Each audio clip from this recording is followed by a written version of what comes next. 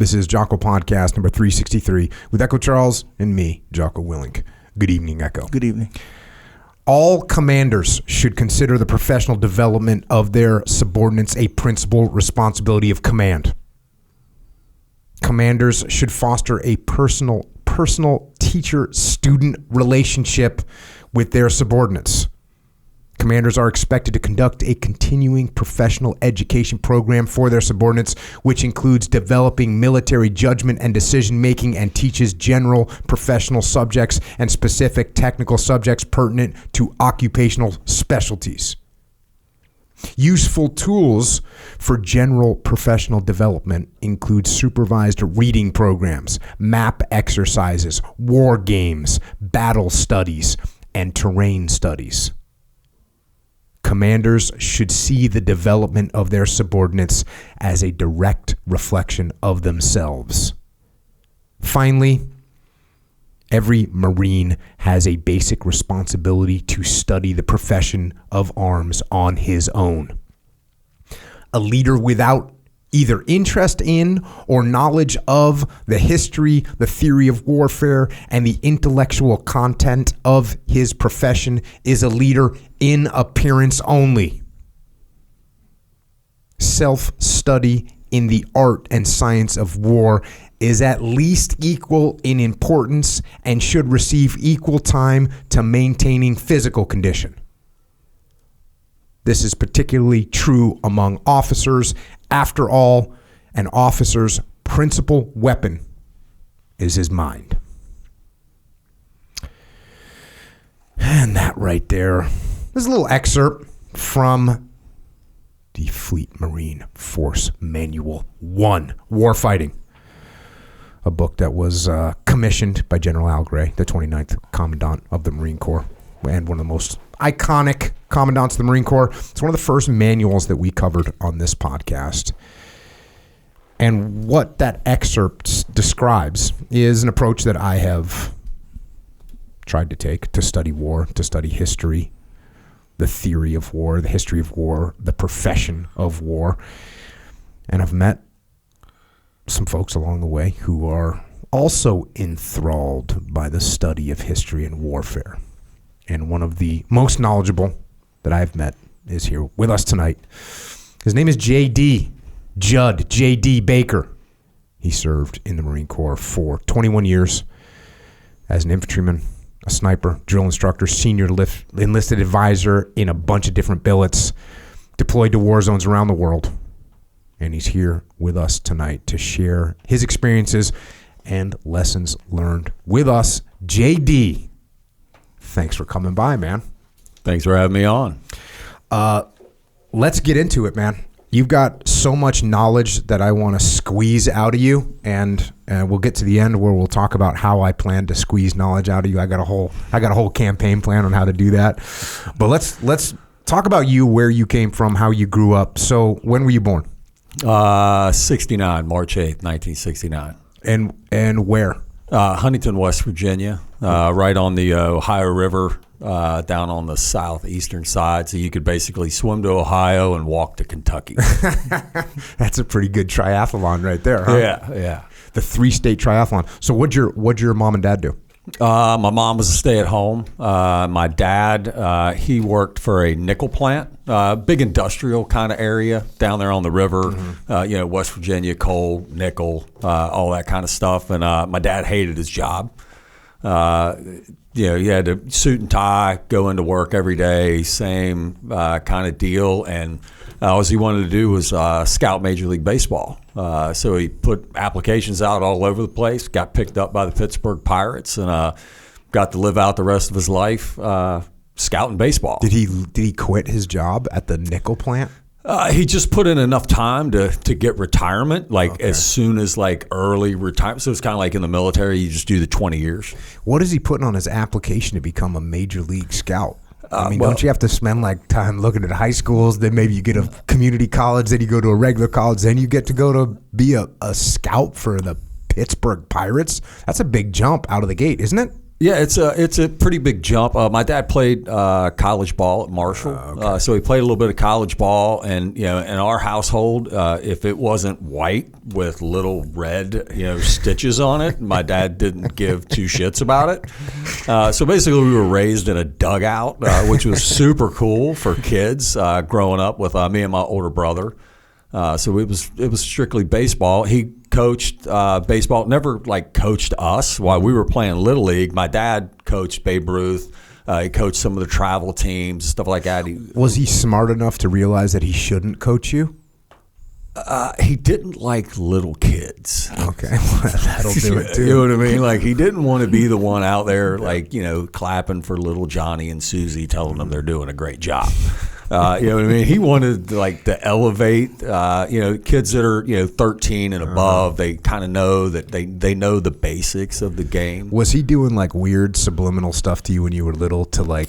Was he throwing the apple to you?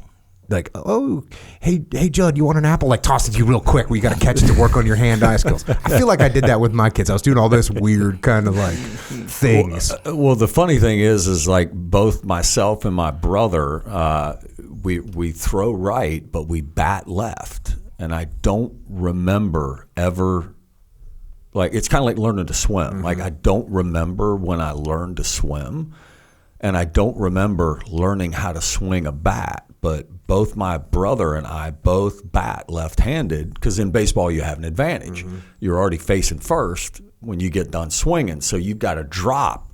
You can get to first base faster. Mm-hmm. So it was that's the kind of thing right there. I bet your dad was like, no, you need to stand over here, buddy. Stand over here. Right. So yeah, it was all that with baseball. And of course, as a kid, we loved the game. We played other sports as well, but baseball was. What other sports did you play?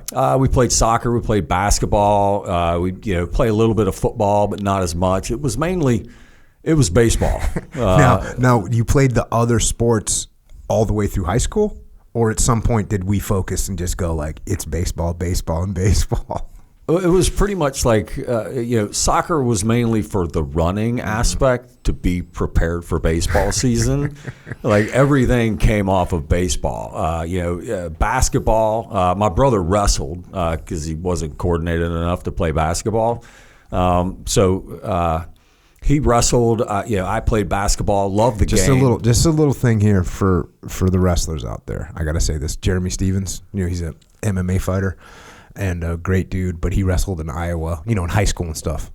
And one of their insults they would say if they wrestled against a guy or someone that was in the wrestling room, they'd be like, "Oh, how was that guy?" He said, "Oh, he felt like a basketball player," meaning just weak.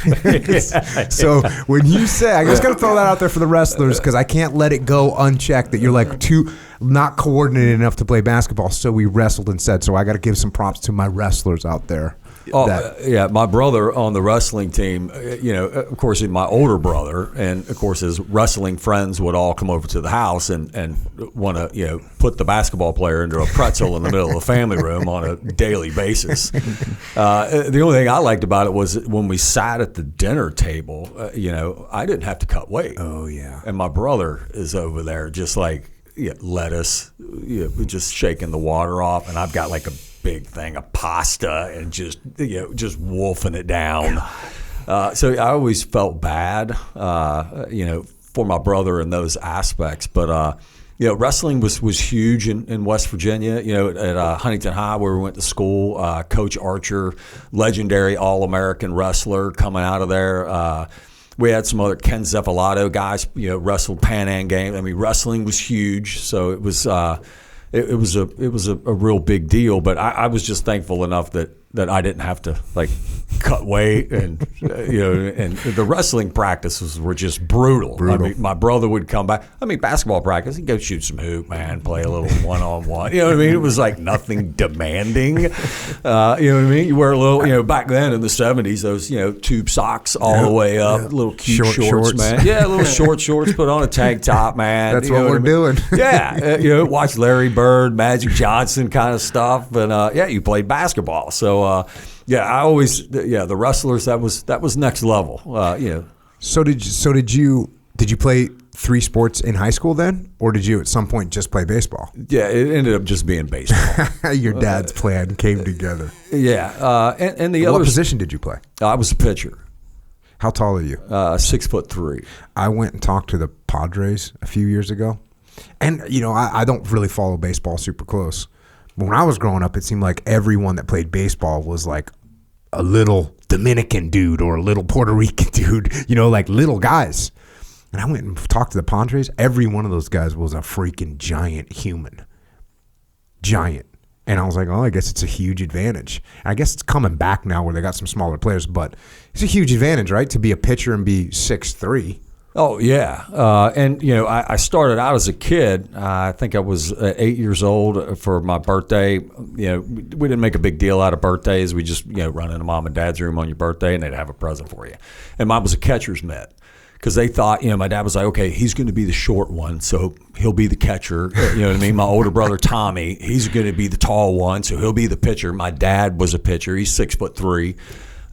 He was a big guy. I mean, not like big unit kind of guy, that big, 6'7", 6'9". But then at like 10 years old, my brother quit growing and I kept growing. So then we reversed. We just traded mitts.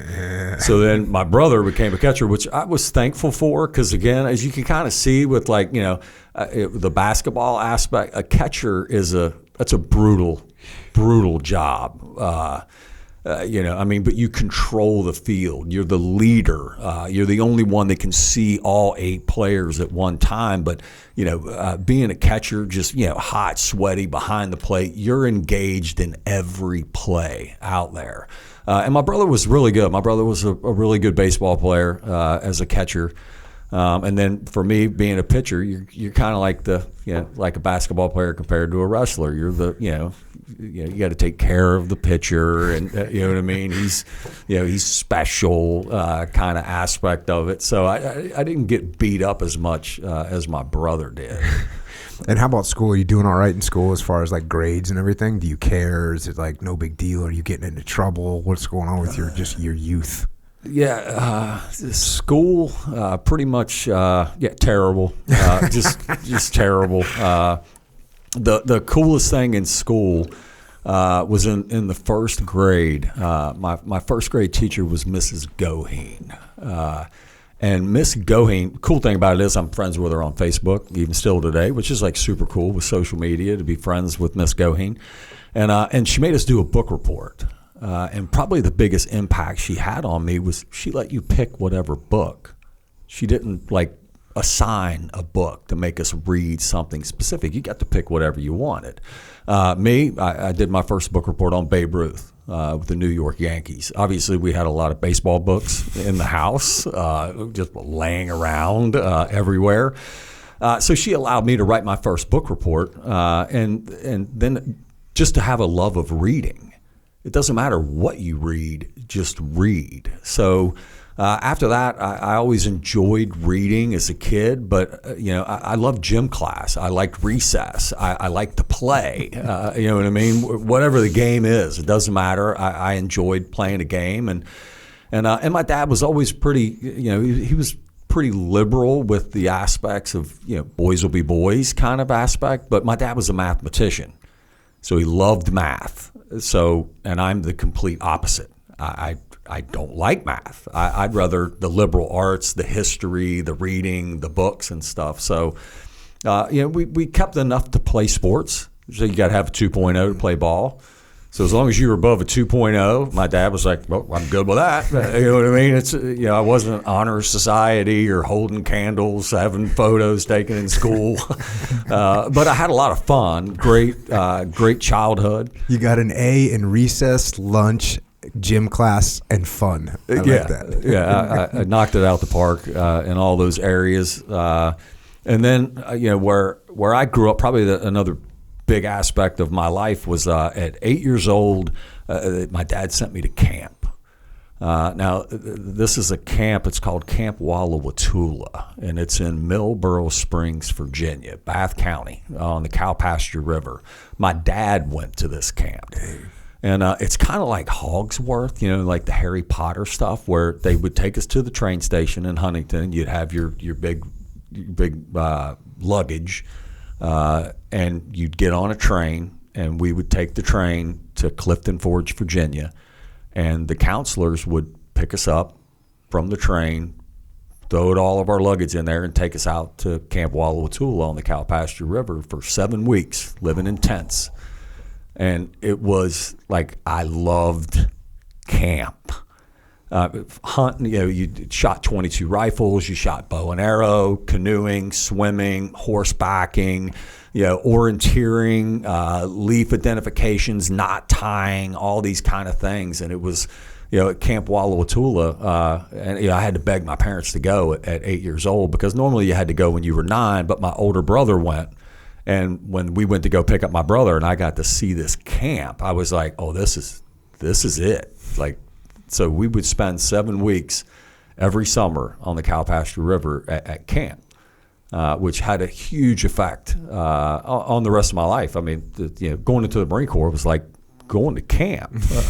You know what I mean? I mean, you join the infantry, going to camp. You got activities. So you did that every year for until you were how old? Till I was 14, and then Don Sutton, the family that owned the camp, like I said, my dad went to that camp. He had 2 sons, and nobody wanted to take the camp over. So they basically shut the camp down. But every June, we have a reunion with all the guys at Camp Walla Watoula. The sad thing is like I'm one of the youngest of the reunion guys, and we go back every June. But being at camp with the counselors, and they had a big effect on me as a kid growing up. Of like, I mean, you sat at tables. They taught you, manners, how to eat, how to take care of yourself, basically how to be a Virginian. And every at the 3 week mark, they would take us into Lexington, Virginia. VMI's there, and then they've got the Robert E. Lee tomb is there, so we would go visit Robert E. Lee. So like at the first time at 8 years old, I remember seeing the Robert E. Lee, Stonewall Jackson, Virginia, all that, Washington. Virginia in history is huge. And at camp, we had mandatory like nap time at after lunch. You'd come back, and it was like reading, laying a rack kind of an event. So you could bring a book, you could write letters home.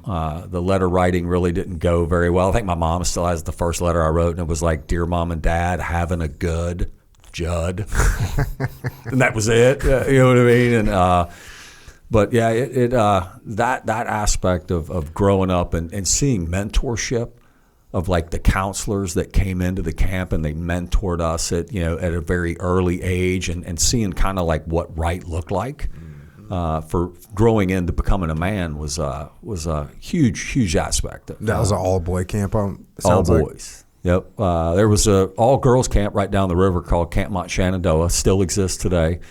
And we would do like a dance with them and stuff. We'd go upriver and go there. And, it was nice to see young girls at a camp.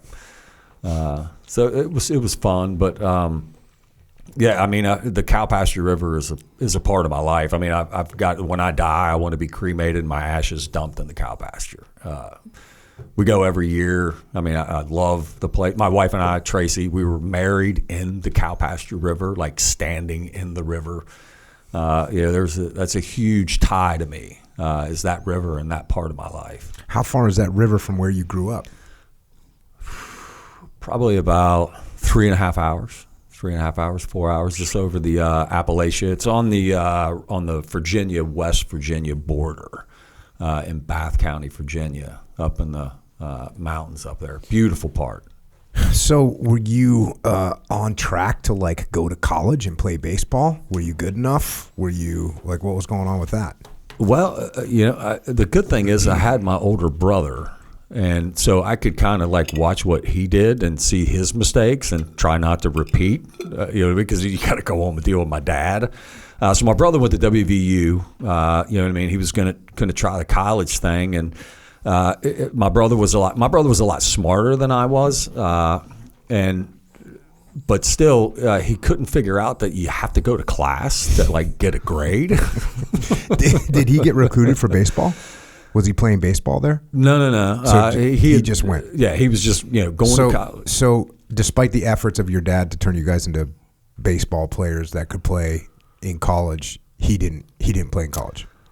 No, and with my dad's aspect of, he more or less looked at it on the aspects of try to go straight farm league. Like, I would say that my dad, he kind of looked at it like you can always go to college. Mm-hmm. You can be 60 years old, man. You can go to college. Mm-hmm. You get one shot to play pro ball.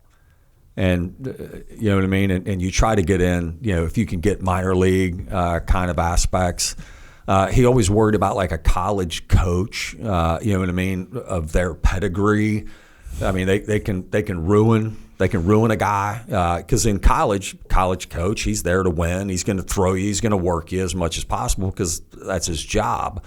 And college baseball isn't necessarily as like a big thing like college football. Yeah. I mean, to play pro football, you got to go to college. You got to play college ball. You're not going to go direct. To where like baseball is more of a direct, the Derek Jeters, the Griffeys, those kind of guys. You don't go to college. You go straight to the minor leagues, and then you work your way through the minors. So that was more of, I would say, my dad's kind of take on things was. But your brother decided to go to college. Yeah, he was going to go to college. Again, my brother he was good in school. My brother was a lot smarter than I was. He paid attention a lot more than I did. So he went to WVU, but like I said, he didn't go to class much. College football games were great on Saturday kind of thing. I'd go up and hang out with my brother. And then he ended up, not making the grades. And they're like, yeah, you can't stay at school here anymore.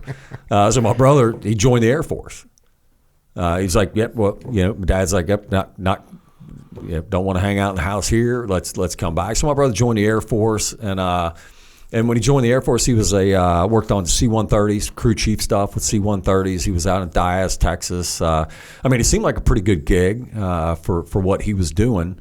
And then for me, when I was 17, I played on a couple of travel teams, and we were playing in Cincinnati, regardless of my dad, I love my dad to death, but his nickname, between like me and my brother, and then we called him the Dick. And love him to death, but all my friends were like, dude, it must be so cool having because my dad's nickname was T-Bone. So they were like, dude, it's like so cool, like, your dad T-Bone. Because everybody thought my dad was great. You know what I mean? Like, he was at all the games, whether it was football, basketball, you name it. I mean, why did they call him T-Bone? Just because his name Tom Baker. And he was, 6'3", 155 pounds. He looked like just a T-bone coming off of a steak. And so they called him T-Bone, and everybody thought it was like the coolest thing. Well, it's like, well, dude, you didn't live with my dad. Like, of course he's cool outside of the house. But step into the house and live with this guy.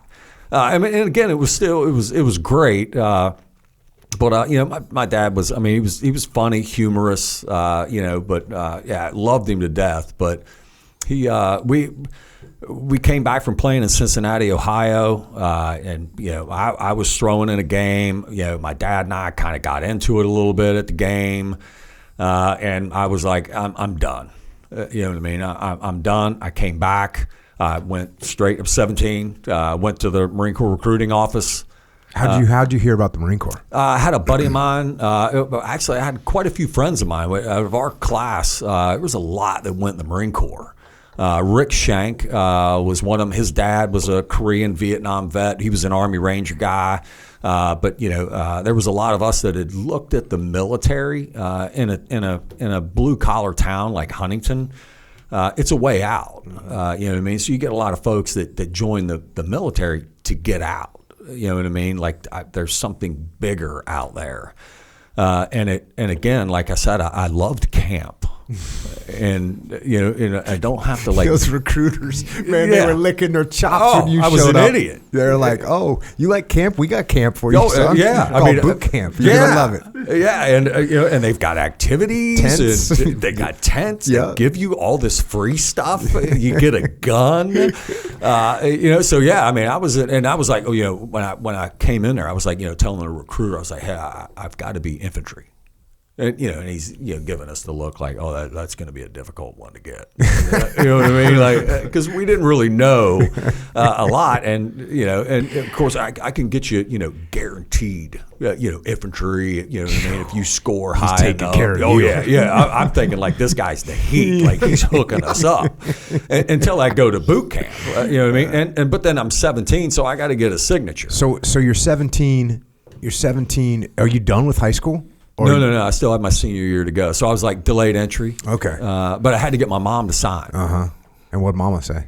Mom was all about it. She's get down out of for here. the cause. Just give me that paper. Let me get my Get signature out on of that here. thing. Yeah. Why even waste your time? Yeah. Which was, when you look back at life of like a decision that you made at that was probably the smartest decision I ever made, because I would have been a shit show. For sure. Oh, I'm guaranteed. right there with you. Yeah. Thanks to my recruiter. I don't even remember anything about my recruiter, but I just would like to thank him, even though he probably screwed me over. He's like, "Oh yeah, you're gonna go in the SEAL team, sure, buddy. Yeah, you look, oh yeah, you're gonna make a great SEAL, right?" That's such bullshit. Like, there's no way any recruiter knows if anyone has the remotest chance of making it. Oh yeah. Yeah, SEAL teams. You seem like the kind of guy that's going to do great there. It's like, yep, just sign this piece of paper. Sounds great. Recruiter, sir. So those guys are definitely hooking you up. But, that's the same with me. That the greatest thing, probably like you said, the single pivot point of the trajectory of my life was signing that piece of paper and saying, yep, I'm in. And I remember I signed up for 6 years. It was 6 years to get a SEAL, to get a BUDS contract where you go to BUDS. Actually, all it was you sign up for 6 years, and that gives you a chance to take the screening test to possibly pass, to possibly go to BUDS. That's what it was. And you're thinking you're 18 years old. Like 6 years is that's 1/3 of your life. And I remember just thinking, well, whatever. We'll rock and roll. Let's do this. But definitely a pivot point. That's interesting, because they got me on the 6 year.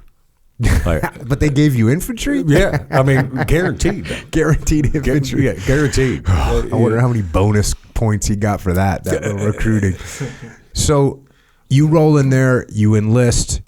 Now you're in. You have to go to DEP meetings your whole senior year of high school or something like that? Yeah. We kind of like meet on the weekends and go for runs and stuff like that. So basically, my senior year was, I think I took like 4 gym classes, because I was like, I'm done. Yeah. Like this is what I'm going to do. So why do I need to?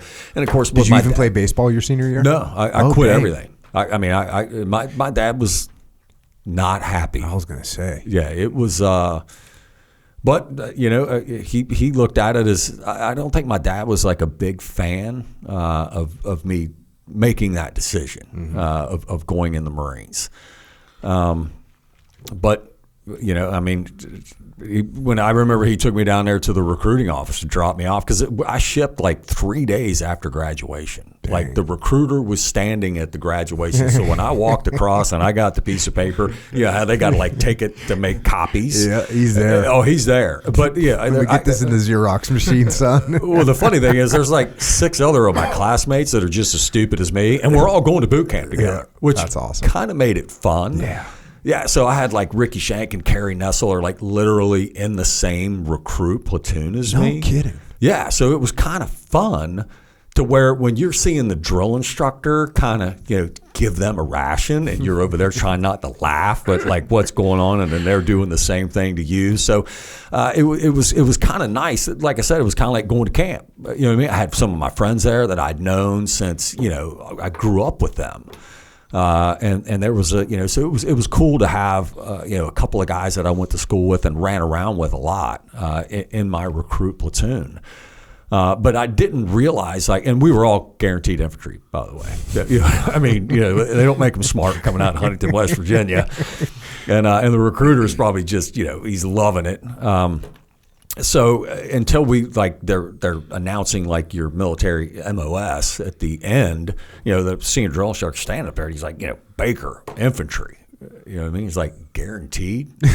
Boy, you're some kind of stupid. You know what I mean? But back then, like, I didn't really know that like there was other jobs like in the Marines, because I knew like Navy dock. We get a lot of our stuff from the Navy. I thought like everybody went in the Marine Corps to be infantry, and and then you got cooks. You got every Marine or rifleman to you was the facts. Yeah, like that's it. Is it everybody? How was boot camp when you showed up? Was it like a shocker? Were you like, holy shit? Or were you just like, hey, camp, let's do this? Yeah, of course. The shock and awe of when they bring in. I went to Paris Island. When I flew out of the Huntington, it's the tri-state airport of what they call it, and that was the first time I had ever been to an airport. And I don't know, the history of Huntington, of Marshall University. You might have seen the We Are Marshall, the 1970 plane crash, that NCAA history, most fatalities. And that was at that airport. So where I grew up, the whole Marshall University and that plane crash, November 14th, 1970. Every year in Huntington. I mean, it's a big deal for that Marshall plane crash. I had kids that I went to school with that their parents were on that plane. It devastated the community in Huntington, and then here I am going to the airport.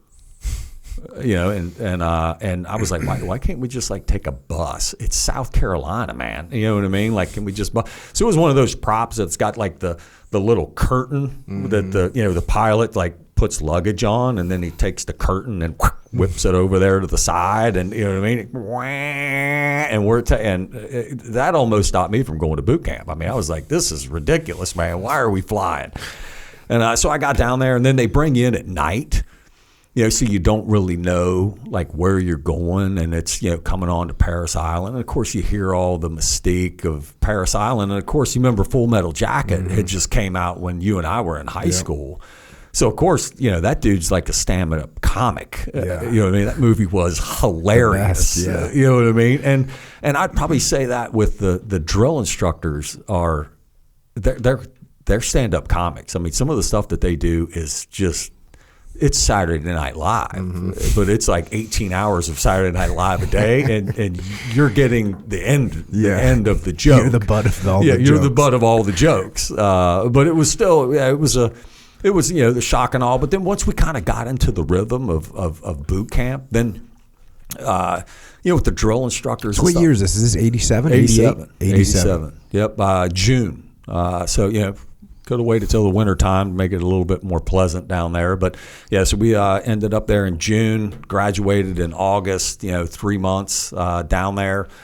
And then went straight off to Camp Lejeune, went up to Camp Geiger's where the infantry school was at the time, and went through, infantry training school, 0311. You made it. How 0311, you made it.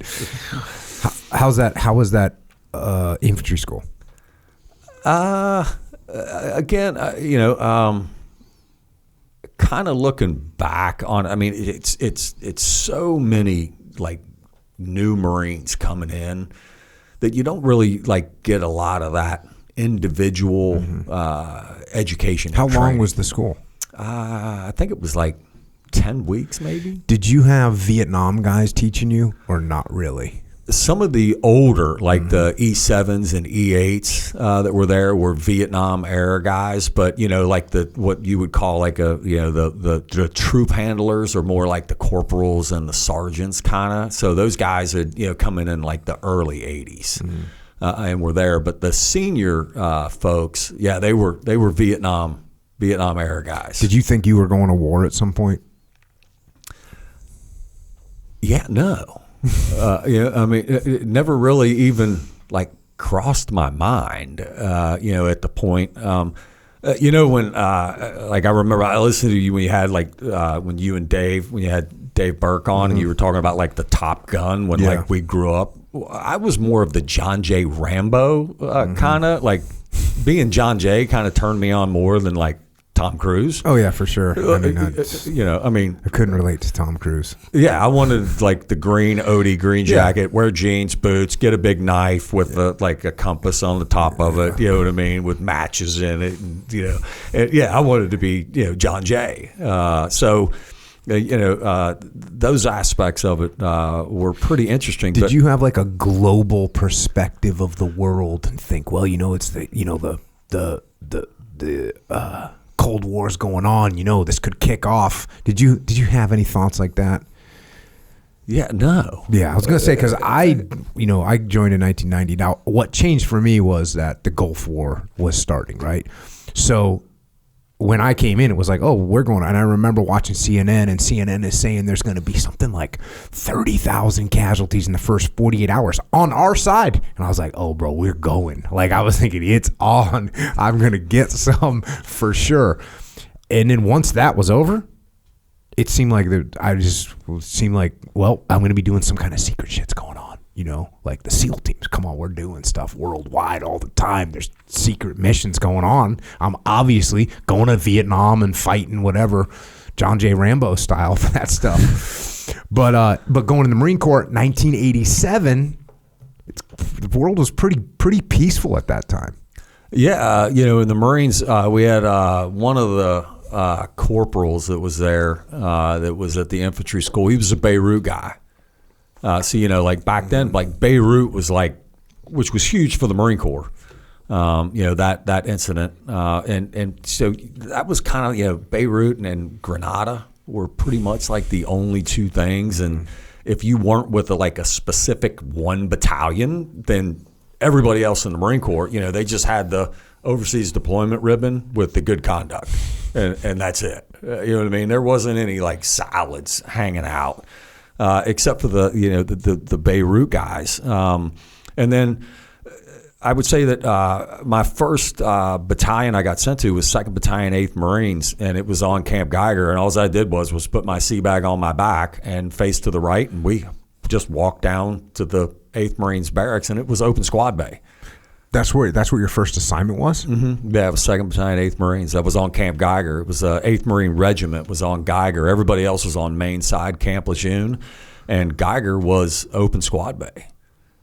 So it was, and a lot of people talk about being in open squad. I loved open squad. It was camp. Yeah. I mean, it was more camp. You know what I mean? I got up there, you're in the platoon. You really get to know, the guys in the platoon because of the open squad bay. I mean, there's no hiding from anybody.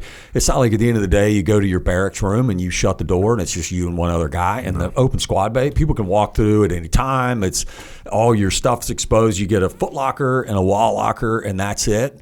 So you didn't really, nowadays, kids move into their rooms and they got TVs, they got Xbox, they got all this kind of stuff. You couldn't have that stuff, because you had one TV and the duty NCO controlled what channel it was on. But yeah, so it was pretty cool on those aspects. And then, as soon as I got to 2nd Battalion, 8th Marines, my first training op was cold weather training up in Bridgeport, California. Oh, that's cool. Which was banging. Yeah. They got ski lifts up there. We're skiing. Of course, that was the first time you ski uphill, with a pack, which that sucked. Not quite as cool as yeah, not as cool. You know what I mean? I wanted to go to Tahoe and do some downhilling. And of course, Marine Corps with our mountaineering skis are low as bitter. So it's 2x4 strapped with with a boot band wrapped around your Mickey Mouse boots. And you're going to head down the hill with a 90-pound ruck on and a rifle hanging off the front of you. That was the only point that I was really excited that I wasn't a machine gunner. Yeah. You know what I mean? Skiing with a machine gun, there's a whole nother level. And how long were you at 2-8 for? I was at 2-8 for, I stayed from just at the end of 87 right into 89. Oh, so you did years there. This is your first assignment. Yeah. Yeah, this is my first battalion. What do you do? Did you go on deployment from there? Yep. So we did the Bridgeport thing. You do your workup. But stuff. you did a workup, but did you go get on a boat and go on deployment to the Med or something like that? Well, we actually did Westpac because we came in, flew over to Oki, And then my first boat ride was on the USS Fort McHenry. Right on. Which, you know, as a kid in camp, like I read, like I enjoy reading and books on adventure. You know what I mean? And I always thought like when I look at like a Navy ship, it's kind of like being in Huntington, West Virginia. It's a blue collar community afloat. Mm-hmm. So these are like all the guys like in the Navy, like they got guys that like have jobs, like they do stuff. Diesel mechanic. Yeah. You know what I mean? And like we're in the Pacific, you know what I mean? And it's just like you get to see how small you actually are. But, you know, being with the Navy, you know, Marines don't have a job on the boat. Mm-hmm. You know what I mean? We get up, our point of place of duty is in the rack. We stand in chow line a lot. You know what I mean? It's like, get done with breakfast. What are you going to do? I'm going to wait for lunch. Go wait for lunch. Stand in line and sit there with a book. And when the Navy gets pissed off that the Marines are laying around all over their stuff, they call general quarters and we go to the rack. Mm-hmm. And you know, and they go to work. But, yeah, I was always intrigued with the Navy. Like, you know, and then just the global of travel and like a Navy ship captain. Always it seemed like a super cool job to have, being aboard a ship, and it's so blue collar. I mean, the guys in the Navy aboard the ships, you know, we floated Gator Navy, but they were like super great guys. They all had skill sets from, you know, electricians to the laundry, the cooks. I mean, it just it was like, you know, being in Pittsburgh. Yeah. You know, except everybody doesn't have a mullet. You know what I mean? They got a haircut, and it's like you're afloat with a blue collar town, and it was super cool. We went to Korea. You know what I mean? So, and that was one of the things that intrigued me about just joining the Marines was I was going to get to travel and get paid. Like, you know what I mean? I get to go to cool places and, you know, so, you know, going to Korea, going to Japan, Philippines, you know, those kind of aspects. And I'm getting a paycheck at the same time. Are you guys doing exercises there? Yeah, you know, like Team Spirit, and, you know, all those little names that they have for stuff because, you know, we're fighting Ivan. So everything's in Ivan. Yeah. And, you know, we go out, we go to the field, we run exercises, we come back, and then we get like 4 or 5 days off. And in '88, the Olympics were in Seoul, Korea. So that was. So you were there for that? Yeah. Like Did you guys work security or anything or no? No. Just Liberty? Yeah. The Marines stay down in Pohang, right outside of Pohang, and it was called Camp Moonchuck. We called it Mudchuck. You were still burning shitters there. I mean, it was primitive camp. This is where you guys, when the ship pulled in, that's where you went? Yep, the Navy would kick us off. You know what I mean, and then we'd go into Camp Mudchuck, and we'd go into there. But and then they had ranges. We would do company exercises, battalion exercises, grenade. And you're range. a straight rifleman in a platoon. Yep, straight rifleman. Just that's it. Rifleman. Got Did you the best like job being a rifleman? I loved it. I mean, like being a rifleman, you get a rifle. Yeah. It was super. Yeah, it was super cool. The guys in the platoon, you got all these different characters just from all over that just make things like so interesting. Of just of hearing the stories and their background, where they grew up. And back then we didn't really intermix a lot with like the platoon commander. Mm-hmm. You know what I mean? Like our biggest is usually like your squad leader because he controls your life. Mm-hmm. And then the platoon sergeant is a big role. And, like the lieutenant, you'd like see him at like formation or something. You know what I mean? Because like you didn't stay in the same, officers are segregated out to, and then you just, they're not in cell block, you know what I mean? Of like where we're hanging out, banging it. Back when the Marines didn't even have name tags on their uniforms. It was just like, what's your name? My name is Corporal. Yeah. That's it. You can call me Marine if you want. Yeah. I rode deploying on ships because I did a few deployments where I did 3 deployments on ships with Marines and 1 with the carrier strike group. But yeah, the Marines were just I have to tell the story. It was a pain to get off the ship when you pulled in, when you hit the pier, because as soon as they rang the Liberty Bell, everyone was in line to get out. And it would take like an hour or more to get through that line. So we used to, ship pulls in, gets pier side. As soon as they call for Liberty, we'd go to the gym and get a good workout because the ship's not moving. and there's no one in there because everyone's trying to go on Liberty. So this one time we do that, get done, go work out, get done, take a shower, put on our Liberty clothes. It's been like an hour and a half, and we go up to the quarterdeck to leave, and they're carrying a freaking Marine back who's so wasted. He got wasted in an hour and a half. He was unconscious drunk, bro. That's how hard he was going in the paint. So that's, good times with Marine Corps. That's usually every port call. I mean, somebody's going to ruin it. And the thing that I used to always tell the Marine, I mean, it's almost like being in jail. Like if you go to the first port call and you're done training in the first hour and a half, and then you get restricted to the boat for 6 months of restriction. Oof. I mean, that's prison. Yeah, that's a sentence. Yeah. Everybody else is like, hitting it, and but it's, when you keep everybody, caged up down there in cell block, and you're crossing the pond, and then you hit this Liberty port, and you're like, I mean, you're 18, 19 years old, and you're legal drinking age everywhere in the world, but here, you know what I mean? And of course, but you've been in like training, so through boot camp and infantry school, so it's not like, and you can't have beer in the barracks because I lived in an open squad base, so it wasn't like we even had refrigerators. So any chance you got. So you spent like 2.5, 3 years living in an open bay barracks. Yeah. Oh yeah, it was. Loved it. I mean, we used to like take the wall lockers, those old gray wall lockers, and put them up against the walls, and and we would play hardball baseball, like because you couldn't break anything. I mean, it was like, just the antics that went on, and the only bad, like back then you could still smoke in the government areas, and even on ship. I mean, I can remember being on the boats, and just like you'd go into the cell block area where the Marines are down there, and there's just like that haze of smoke across the top. But guys just laying around with a like Coke can, flicking ashes in it. It was a different world. Did you know you were like you found your place when you got in the Marine Corps? Were you like, oh, I'm good. I've got my job forever.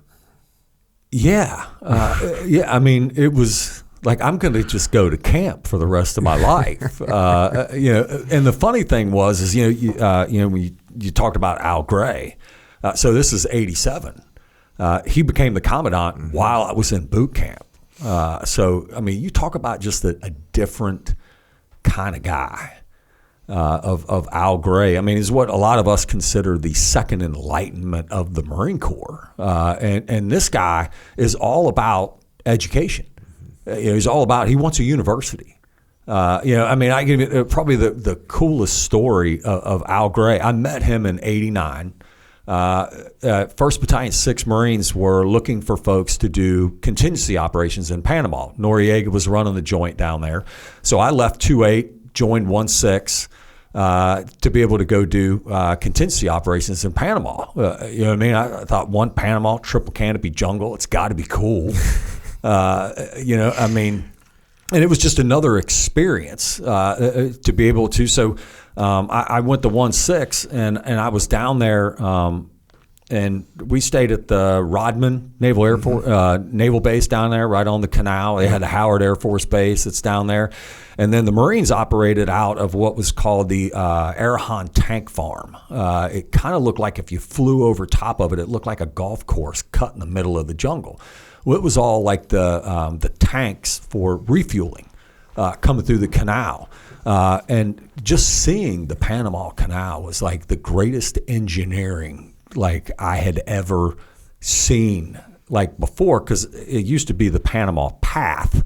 They used to just walk across because it was the skinniest point, and to watch the locks and the ships come through the canal was just amazing. So, for a 19-year-old kid, like seeing the Panama Canal and, reading about it, it was an amazing experience. But we would go out, and you were on like a 6-day rotation. And, you did 2 days in the FOB, which was just out in the middle of the jungle. It was the forward operating base. And then you would do 2 days on patrol, and then they'd bring you back for 2 days in the rear. And you were just on this rotation. And there was just a company of Marines down there. It was the Navy SEALs were down there. They had Army folks down there. But that was our assignment. And I remember Al Gray, it was the commandant, and I was in the FOB.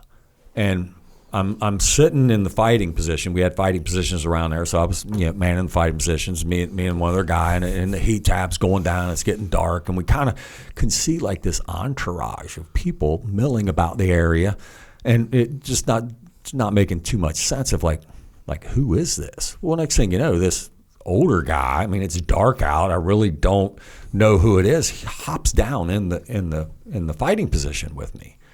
And he's like, "Hey, who are you?" I was like, "Oh, Lance Corporal J.D. Baker." You know what I mean? And he's like, "Oh, hey, how's things going?" I was like, "Who are you?" I was like, "Al Gray."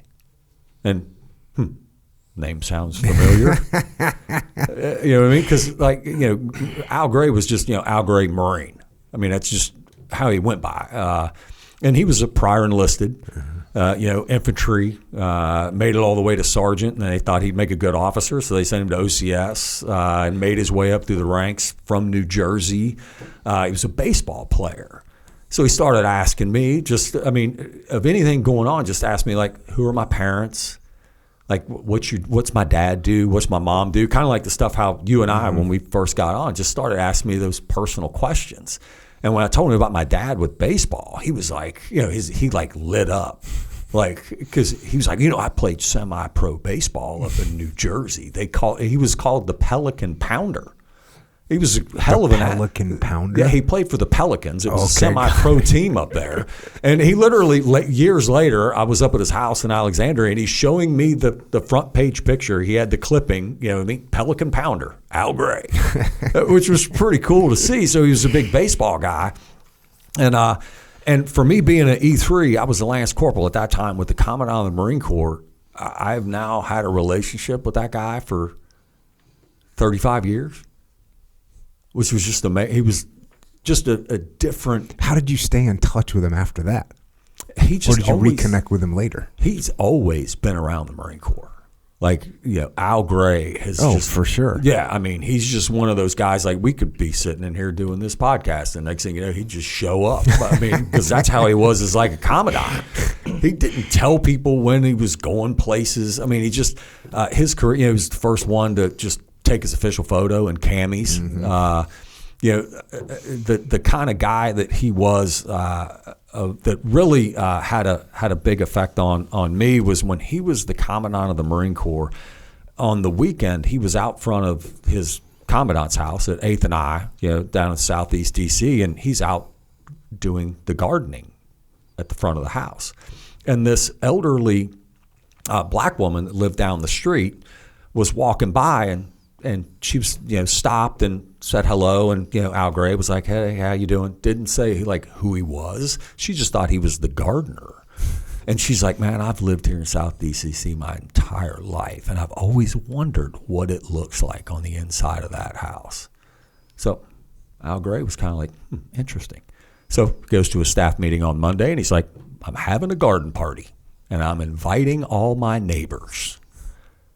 So they send out invitations to block radiuses all around, 8th and I, and he's inviting all, and of course, he's got staff guys going, "Okay, we're going to put a rope here. Let's take this thing down." I mean, because they got a lot of like a chesty puller's underwear in there or something they don't want somebody to take. You know what I mean? And Al Gray's like, "No, man, these are my neighbors. Like, do you, like when your neighbors come over, do you put stuff away? Do you put ropes up and they're only allowed in certain sections of your house? These are my neighbors." And sure enough, man, he has his party, and the neighbors are all coming in, and here's that elderly black woman comes in, and who does she meet at the door? Al Gray. She thought he was the gardener, and there he is. I mean, when they got done with the end of the event, not one thing was stolen, nothing broken. You know what I mean? And the Marines up at 8th and I weren't having any more problems out in town anymore with the neighbors in and around Southeast DC. It was just an extended hand of, these are our neighbors. And that's kind of sums up of like who Al Gray is. So he had a huge effect on the Marine Corps just in that 4-year period of time. And I just got lucky enough to meet him in Panama in '89 and just stayed in contact of it. And his memory is just like, he could remember like exact dates, names of it. The guy's got a phenomenal memory, and he was self-educated. You know what I mean? He was, number one thing was the library. You know what I mean? Get a book, read it. And, now Marine Corps has the reading list, which is kind of cool. We got a lot of cool books on there, you know what I mean? So you go through the different grade levels and, you can get books. And the Marine Corps was always really big into their history and big into the reading, which one that fell in line with me. Love history, love the reading aspect of it. And, reading, if this is going to be your trade, if this is what you're going to do, then, you need to read a lot of books. And, I had some other officers, one, Eric Carlson, he told me to cast my net widely. Like, don't just pigeonhole, like, just don't read all military. You know what I mean? So cast your net widely so you get a different perspective on different things. And so that was pretty cool with Eric, and casting my net. So I read from Danielle Steele, anything that I could get my hands on just to be able to read.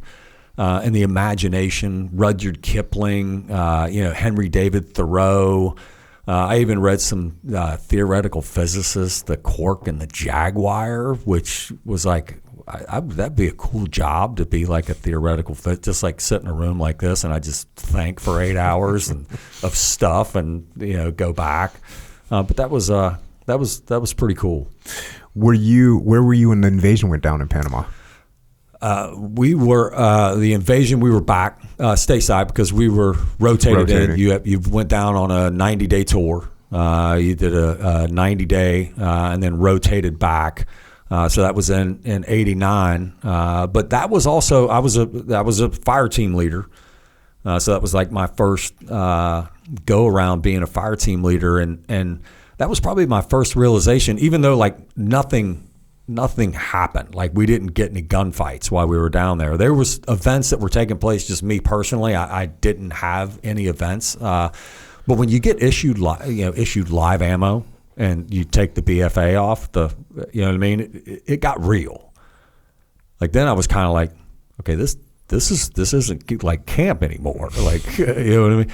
But being in triple canopy down there, and they used to have Fort Sherman, the Army base that was down there, and you go through jungle warfare and jungle survival. Phenomenal place.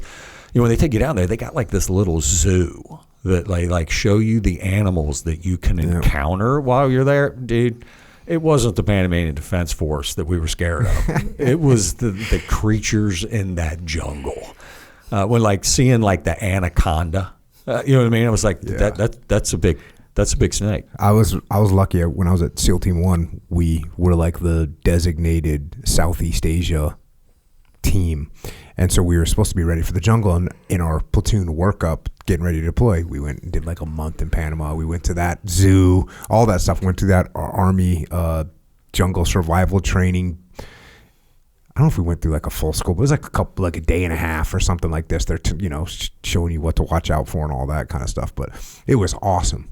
Then we just went out and lived in the jungle for like a month, and we had a little base camp set up, and we'd go out and do our training throughout the day. We would do occasionally, we'd try and do night immediate action drills where it's just like completely black. There's no night vision days, just completely black, running through the jungle, sending up a loom, hitting trees with your loom by accident, because I was a radioman, so I was always firing a loom. It was freaking awesome. You get good when you spend that much time in the field. You get good at it. Yeah, and doing the 3 months down there, that's where I would say that I got good at being an infantryman. Mm-hmm. But it was, that's amazing. You're talking about because when it got dark, you remember canopy is black. Well, dude, you remember those NVGs we had back then to where like the starlight scope to where, one, it requires starlight. Yeah, we didn't even use those down there. And then you being the radio operator, so I don't know what you guys remember. We had the 77s, the Prick 77s, the 104s. You know what I mean? To where like you had to be good. Oh yeah, you had to with have skills. Yeah, yeah. I mean, it's a skill set. To run comm. Like when I look at the communications that these folks have nowadays, it's like wow. Like trying to get a comm shot with a 77 or a 104. That's when the communicators had some serious skill sets to be able to manipulate and operate comm, especially down there. That was the first time as like being a team leader, I had to do patrol overlays. So I had to get good at my job. And that, I would say that probably was the pinnacle of like those 3 months spent down there. That's when I became an infantryman. Mm-hmm. You know, as what we would call it, because in 0311 is you're a scout. Is basically is pretty much what you are. And then that had a big effect on me as being a Marine of what's important as far as like training and education wise of becoming a professional infantryman was really big. So it's not too long after that the Gulf War starts heating up, the first Gulf War. Yes. And so how do you slot into that? You're at 1-6 now? Yeah, I'm same battalion I was in Panama with. We got a new platoon sergeant when we came back. That guy, his name was Eli Tucker. His nickname was Eli Tucker, the big motherfucker, because that dude was jacked, you know what I mean, and just ruthless, but a hell of he had a huge impact on me. He was a sergeant, E5.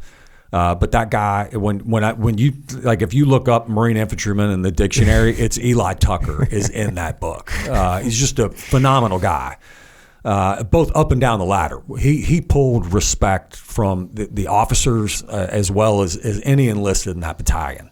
So he was my platoon sergeant. We were on deployment again over in the Far East, and we hopped in. We were in the Philippines. And Noriega decided to add on to his, southern property. So you mean Saddam? Saddam. So he takes over. He goes over, snatches up Kuwait. We're in the Philippines. They throw us on the USS Okinawa, and we steam around, and they kick us off the boat, and we're in country. Right there, coming in September. So it went down in August. They had us in. We were one of the first Marine battalions to hit the ground. In Saudi Arabia, and then it was just.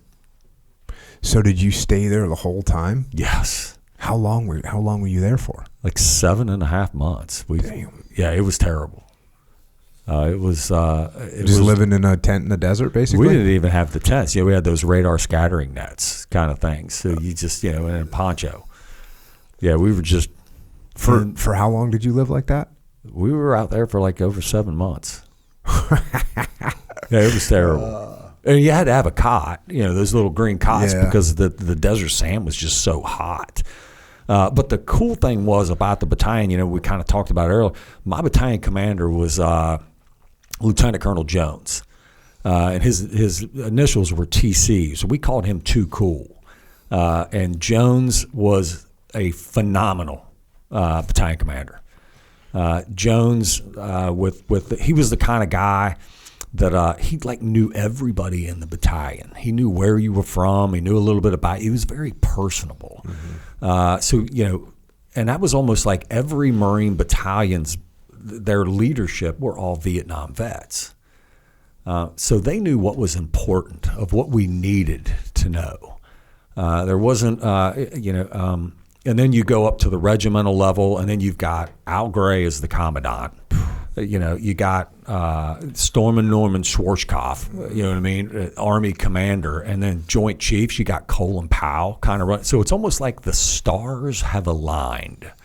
When folks are like, yeah, Desert Storm was like 96 hours? There's a reason for that. Mm-hmm. Because of those guys are like, yeah, we're not doing this one again.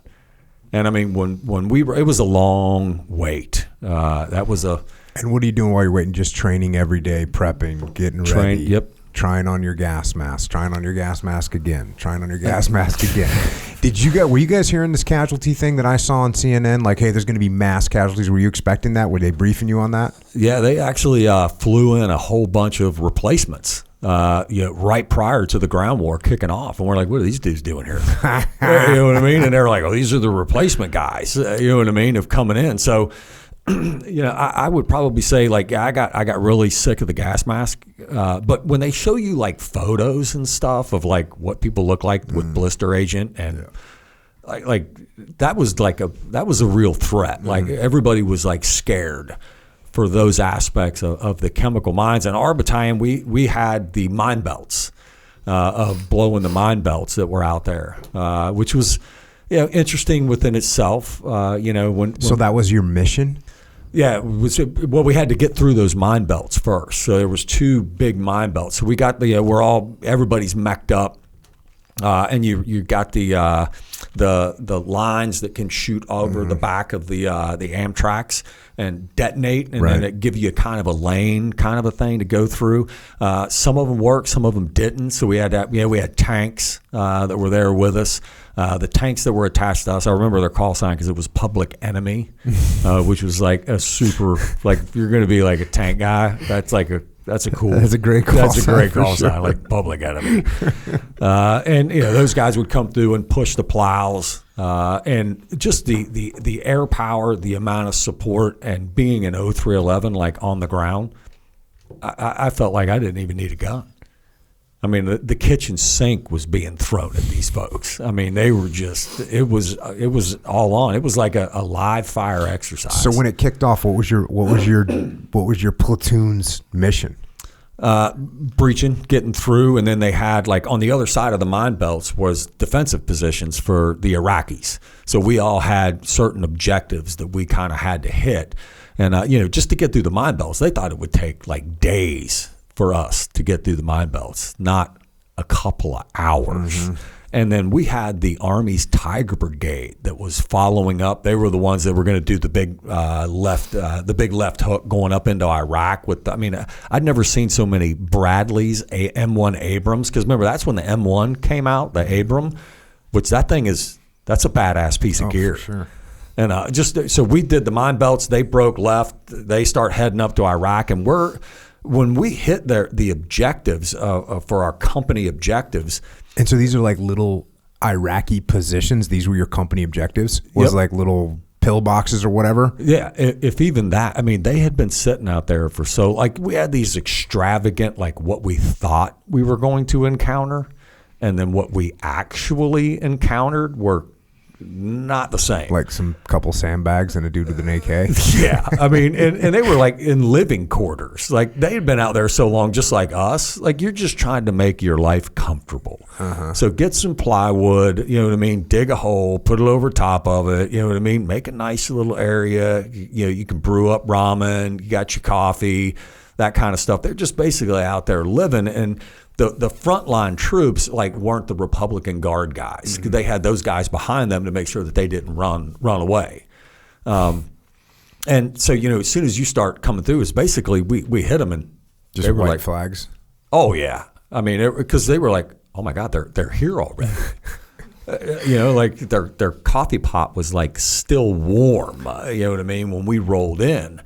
And then it was just a Rolex. I mean, once we went through of course, everybody, you're scared. I mean, when you're on the other side of the mine belts and they're dropping artillery and those sorts of things are coming on, so you can hear the explosions. They set the oil fields on fire, so you've just got like that oil fields and the black smoke and all that kind of. So it's like, were you freaking stoked? To be there and just like hell. Yeah, and then let's get the hell out of here. So how long did it take before you got your objective secured, and then what'd you do? Then we loaded up and straight to Kuwait. I mean, and it was just game on. I mean, we rolled it. That air war and that campaign that those folks did, unbelievable. Mm-hmm. I mean, there wasn't like a window pane left intact in Kuwait. I mean, They like I said, they threw the kitchen sink at them. I mean, the air power above us, even with our helicopter support, with Cobras, the Army, with their Apaches, and then all the fast movers and stuff over there. I mean, there was a lot of craters. That mile of death, because I remember years later, probably I think it was 93 or 94, I went to Kuwait and we were doing training and we drove up the mile of death, and there's still vehicles all over the place that we just blasted. Oh, yeah, and then they want to make it look like the Kuwaitis had a part in it, so then they're going to let them come back in and shoot into the air and we took our country back and all that kind of stuff. But that place was a wreck. It's amazing what it looks like now compared to I mean they took the wood to it, but it was of seeing that in 91 and just seeing the amount of power the United States has. Is just unimaginable. of what we can bring to bear. But I look at the commanders that were those senior commanders. You know, a few years later after that, I read Colin Powell's autobiography. Phenomenal individual, phenomenal career. But I look at those guys in the leadership positions of where they were in their careers, of what they had gone through, coming out of Vietnam and seeing that kind of stuff. So when now it's their turn to go, I was very thankful for that. But even the battalion commanders, them having combat experience, you know what I mean, it was a game changer for us to have somebody that's directly looking out for you, that's been there, done that, and has the T-shirt and hat kind of aspect, and they know what right looks like, and the way they were as leaders. Like I said, I mean, Too Cool Jones was as the battalion commander, he was just phenomenal as a leader, because he was personal. Like, you felt like you had a relationship with the guy, and of course, he loved sports. Was big in with activities. So, we had softball bats. I played third base for his, for his battalion team. You know what I mean? So third base, and I got an arm. You know what I mean? Love playing. So it was like camp. But you know what I mean? Again, but we're in the middle of the desert. Yeah, it's you mentioned that you had these guys who were running the show. And, when we just had this Afghanistan pullout, which is just a big disaster, and you look at the entire Afghanistan campaign and the Iraq campaign that took place when I was in, and did these people learn anything from Vietnam? And then you look at how those guys handled the first Gulf War. It's like, they learned something from Vietnam. Like, we're not going to do it like that. We're going to go in there with overwhelming force. I mean, overwhelming times 5. Like, there's nothing's going to stop us. And we're going to end up doing this in 3 days. That's what's going to happen. And like you said, people go, it's only 96 hours. It's like, yes, exactly. Yeah, I'm thankful for that. And that was a huge turning point. Of course, by then, then I had known when I came back that, the Marine Corps, this is what I'm gonna do. I've got 3 deployments, and then then they're looking at, now you got to kind of diversify yourself a little bit. So when I came back, and I was a corporal. Did you guys come back on a ship? How'd you guys get back? How'd you guys get back to America? Because we were the first in, we got to be the first out, and there was a call of all airlines worldwide to come in to pick up troops to get them home. We flew Hawaiian Airlines, which was pretty banging. You know what I mean? Being gone for over 9 months, total, because we were already on deployment, and then got TAG year it, and getting on the big Freedom Birds, and we landed in we flew over. We landed in Ireland to refuel, and then we landed in Maine. And when we landed in Maine, they let us get off the planes, and we all came back in, and we were like the first troops back to hit U.S. soil in Maine. And man, the airport the walls were lined with it seemed like the whole state of Maine was at the airport. You know what I mean? Flags. They had tables out, food, and the battalion commander, he's like, meet me at the bar. And we go to the bar. Here's probably not the smartest thing to do when you've been sober for 9 months, and now we're all going to go to the bar. And but I mean, the people in Maine, for them coming out was huge. The support that we got coming back after that was amazing.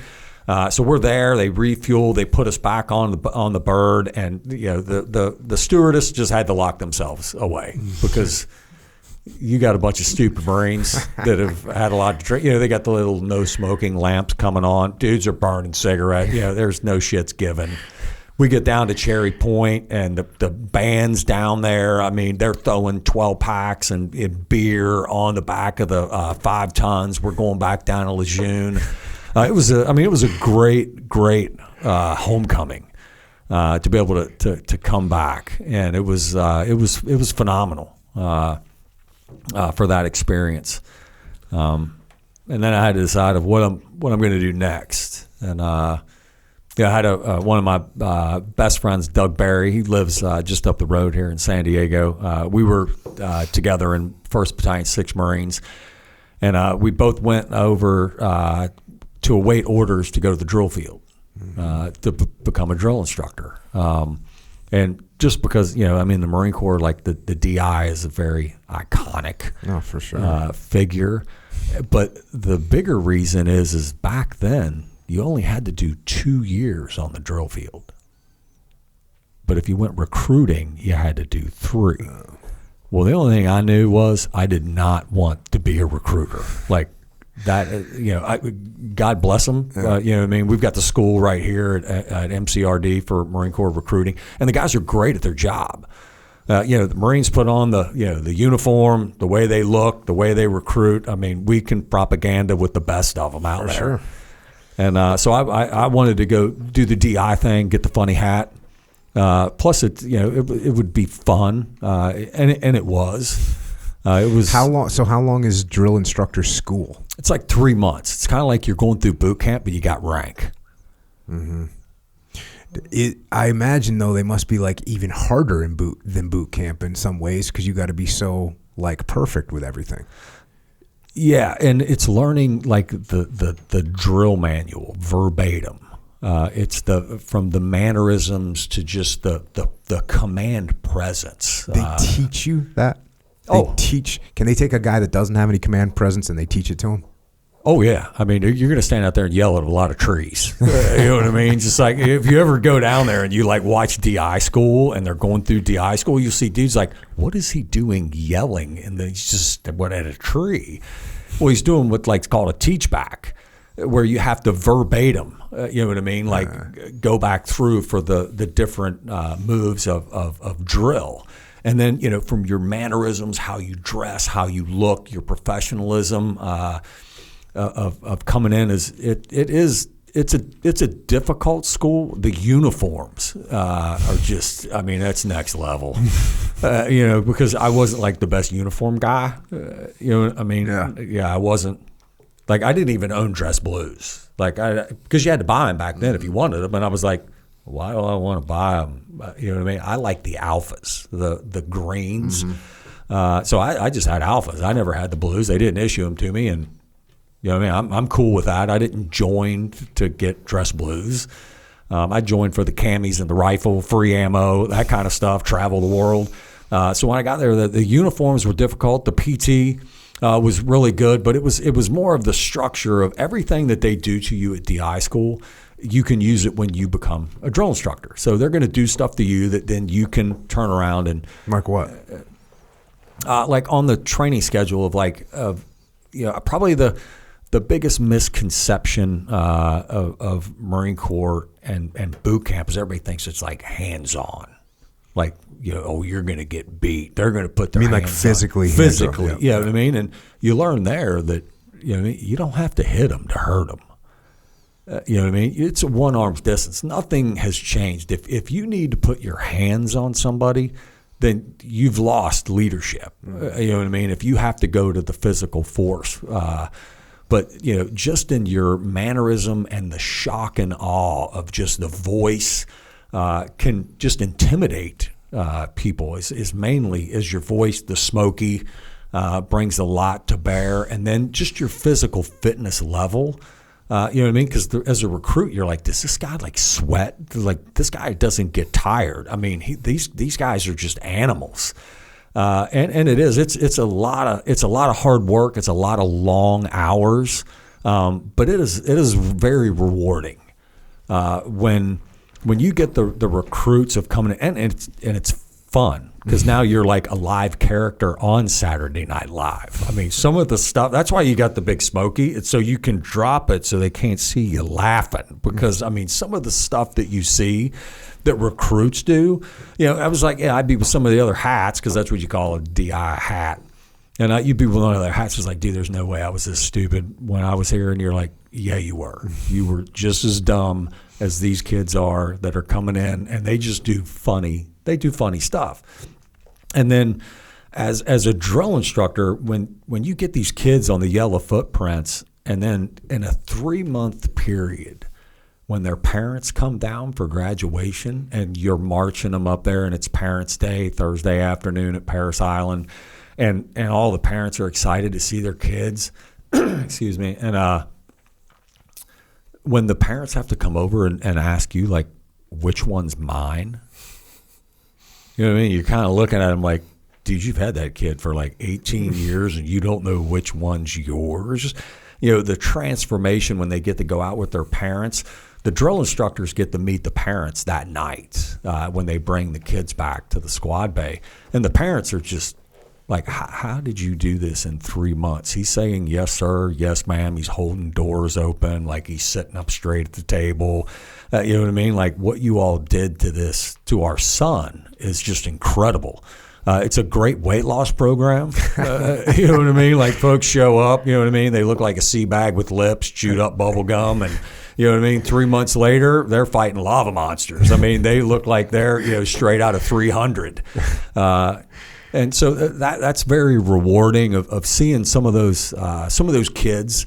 In the Marine Corps, man, we're going to put that emblem on them for the rest of their life. I mean, they've joined a great institution. Once a Marine, always a Marine. We're going to bring the families in. We're going to, mom, dad, they're going to buy the T-shirts, the hats. They're going to fly the flags. The Marine Corps in my opinion, we do a really good job of bringing in the entire family. Like, you know what I mean? You'll see the stickers on the backs of cars. My son's a U.S. Marine. My daughter's a U.S. Marine. I mean, we got my grandson. I mean, we bring in the whole family to support that kid while he's, service to country, which is huge. When you're a drill instructor or you're in drill instructor school, are they talking you through sort of like the psychological why behind this aspect of training or this aspect of treatment? For instance, when I went to OCS, I had Marine Corps drill instructor, awesome guy, awesome drill instructor. But at some point, he told us stuff at the end, and it was, honestly, I think I was asking a lot of questions because I wanted to understand better. But for instance, when you get to OCS, you can't look at your food. You have to, they call it squaring your meals. And I was like, hey, why are we doing that? And he goes, well, that comes from when we used to just train pilots, they had to learn to use their peripheral vision so they could see their instruments while they're looking around. Oh, okay, that makes sense. Hey, why do we got to yell everything? Because you got to speak in a ballistic tone, which means you got to yell everything. I'm like, what's the reason behind that?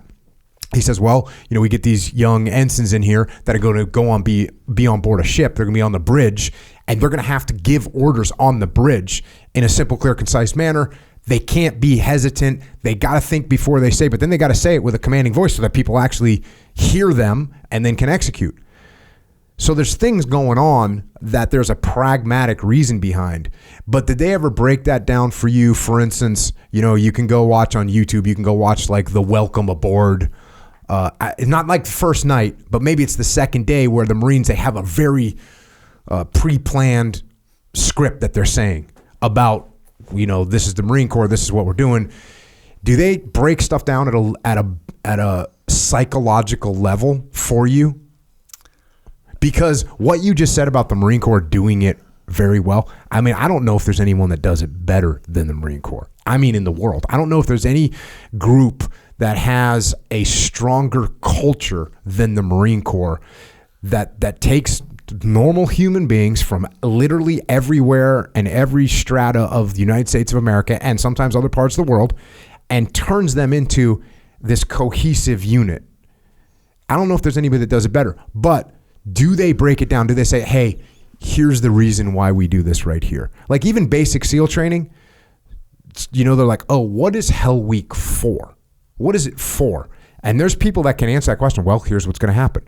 This is what's you're gonna have guys that are gonna quit on the second day, and those are the people that blah blah. And they've done all this sort of psychological background on it. Is there anything like that when you become a Marine Corps drill instructor that you understand the why, or is it just this is what we know works?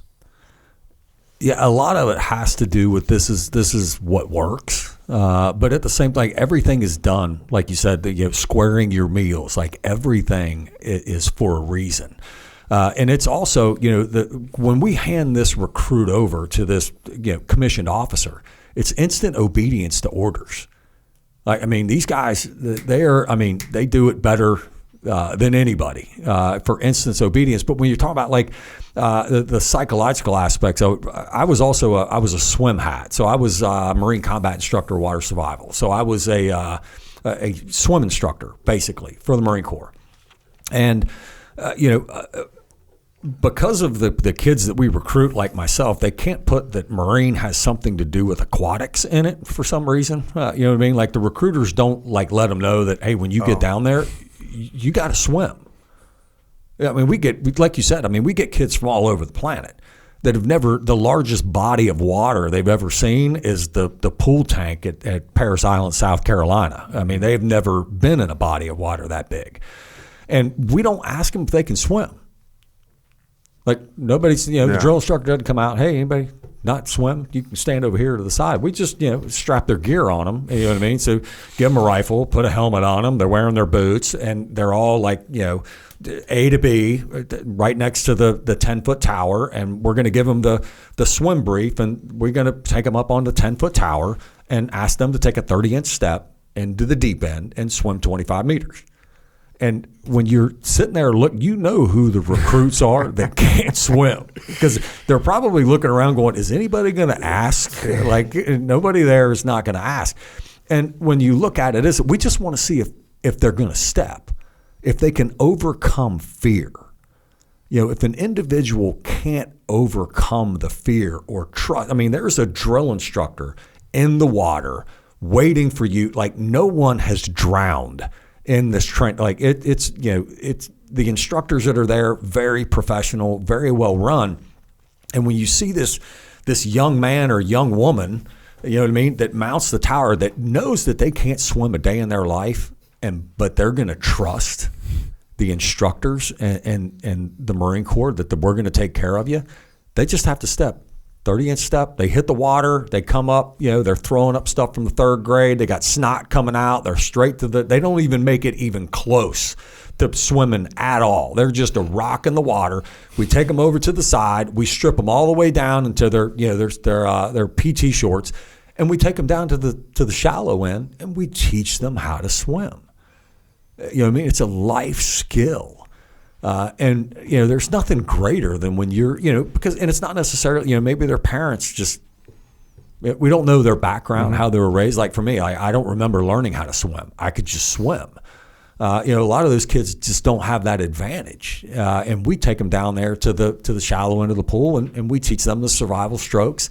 And in a couple of weeks, like if they've got different training, they got to come back to the pool and do remediation until we can get them to pass and they can swim. When you see the confidence level in a kid now that he can like swim and he passed that, I mean, this guy's going to go through brick walls.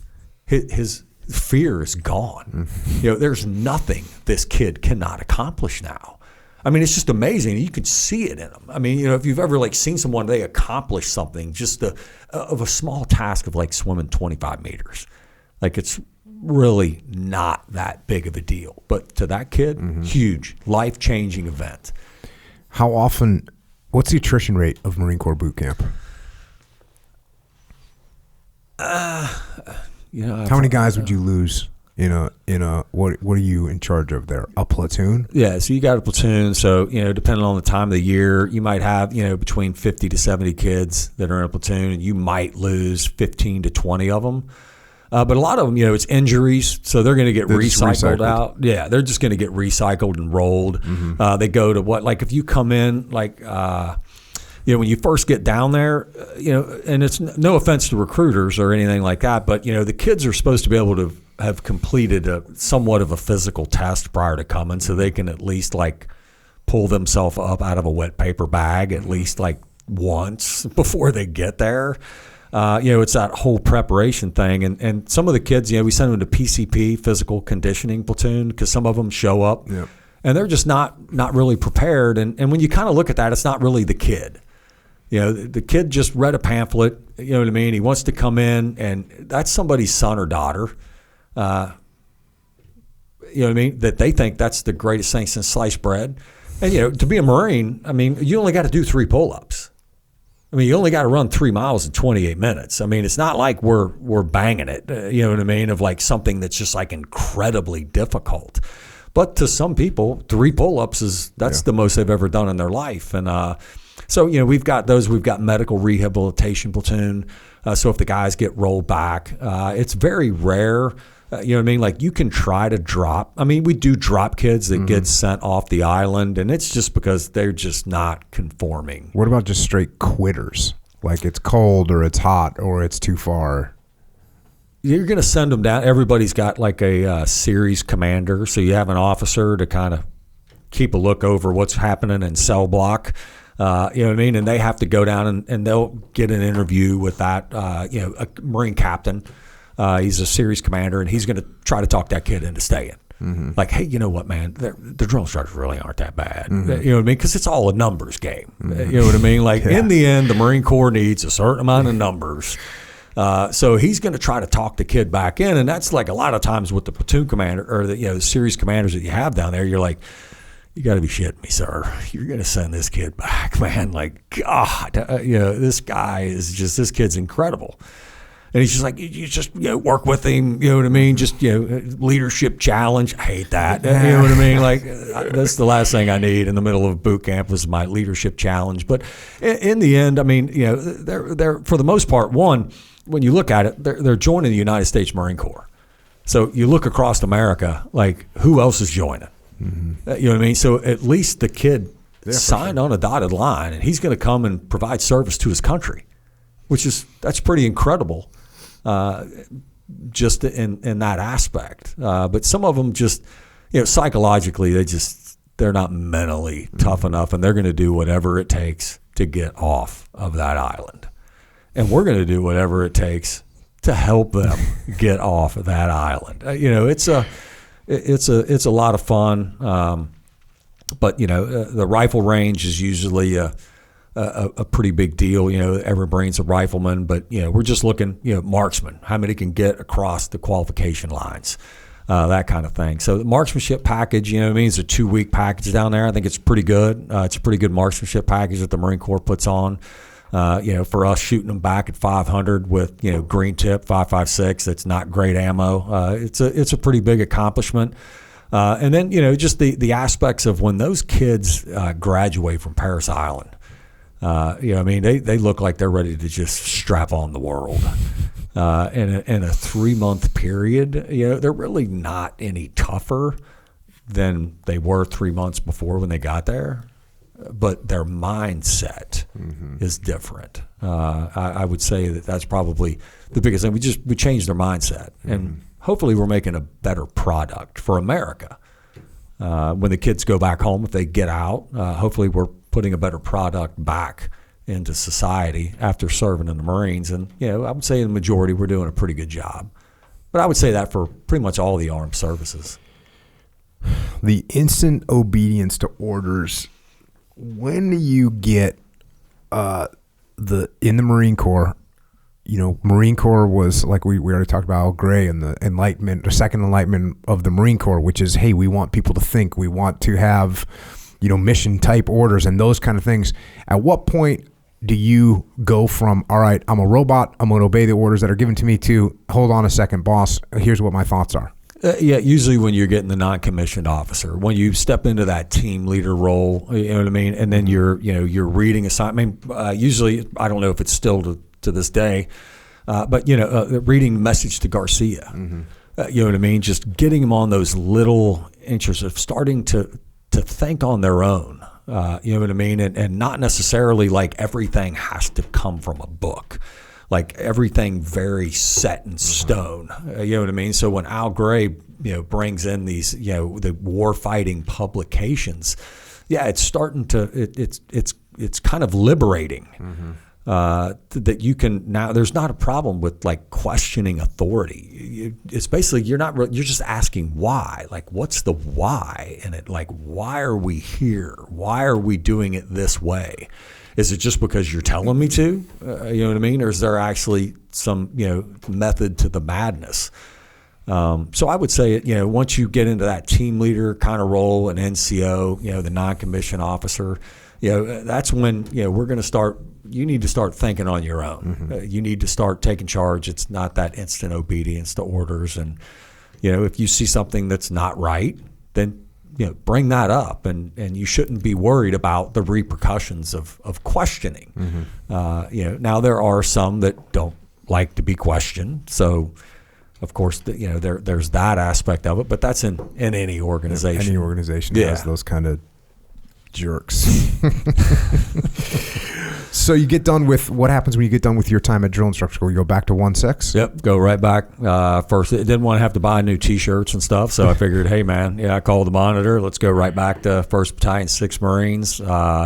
Went back there, and now I'm stepping into that like platoon sergeant kind of thing, the Eli Tucker of my career.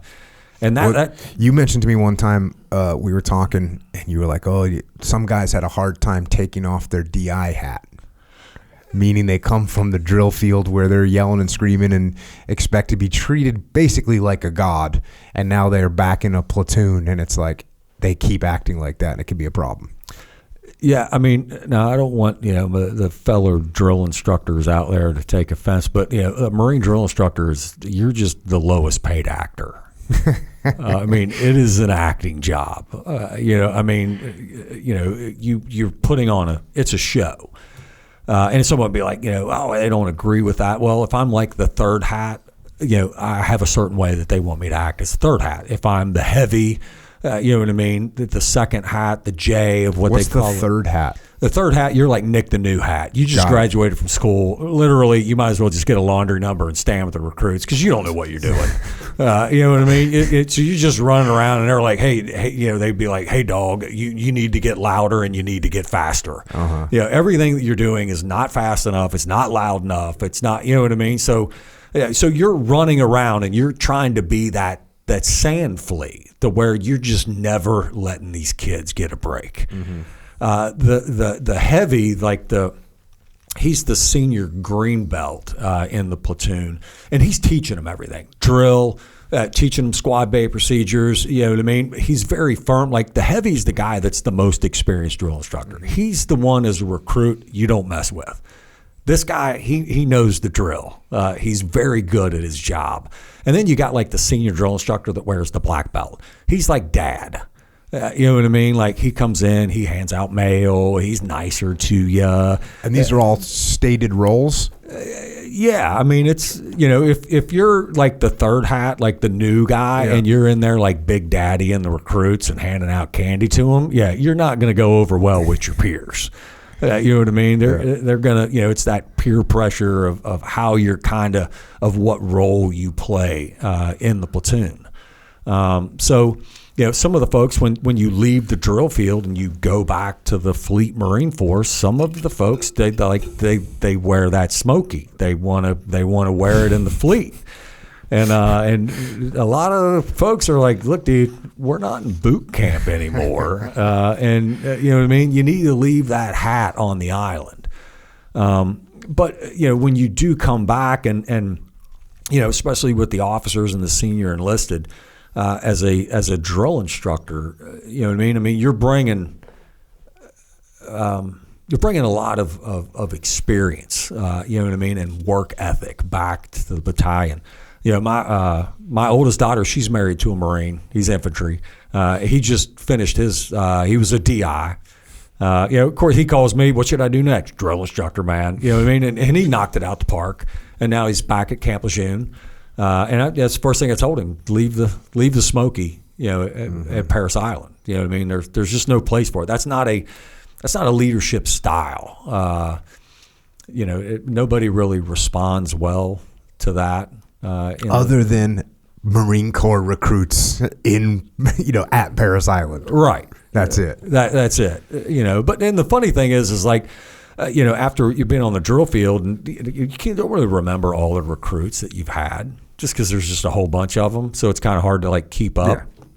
But some of them you end up finding out that that kid was in your platoon, and you go over to him, and it's like, hey man, how come you didn't come over and say anything? You're on my platoon. They're like, dude, I wasn't gonna come over, man, and talk to you, man. Like, are you shitting me? Like, dude, I'm scared to death of you. And it's just like, just a regular guy, you know what I mean? But it's that whole perception, and everybody still remembers their Marine drill instructors. It's even me. My Sergeant Williams was my senior drill instructor. I'll never forget that guy. Yeah, and he was Motor T. Oddly enough, my drill instructor I still remember in officer candidate school, and his last name, he was Gunnery Sergeant Seals, which is an interesting coincidence, right? Yeah, awesome guy.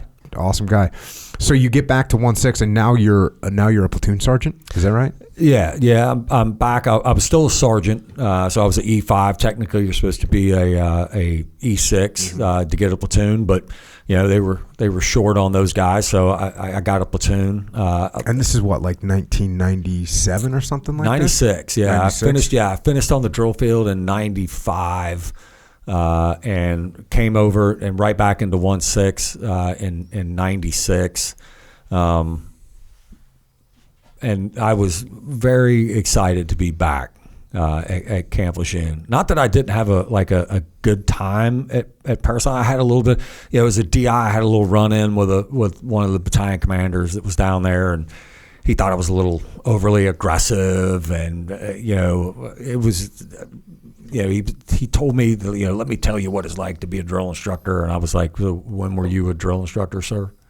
That went over like a fart in church. You know what I mean? He didn't like that aspect of it. And so me and him didn't necessarily see eye to eye. So when I left Paris Island, they were like, please don't come back. But it was a lot of fun. And then when I got back to the fleet, there was a lot of other guys that the drill instructor community is very small, and it's pretty tight.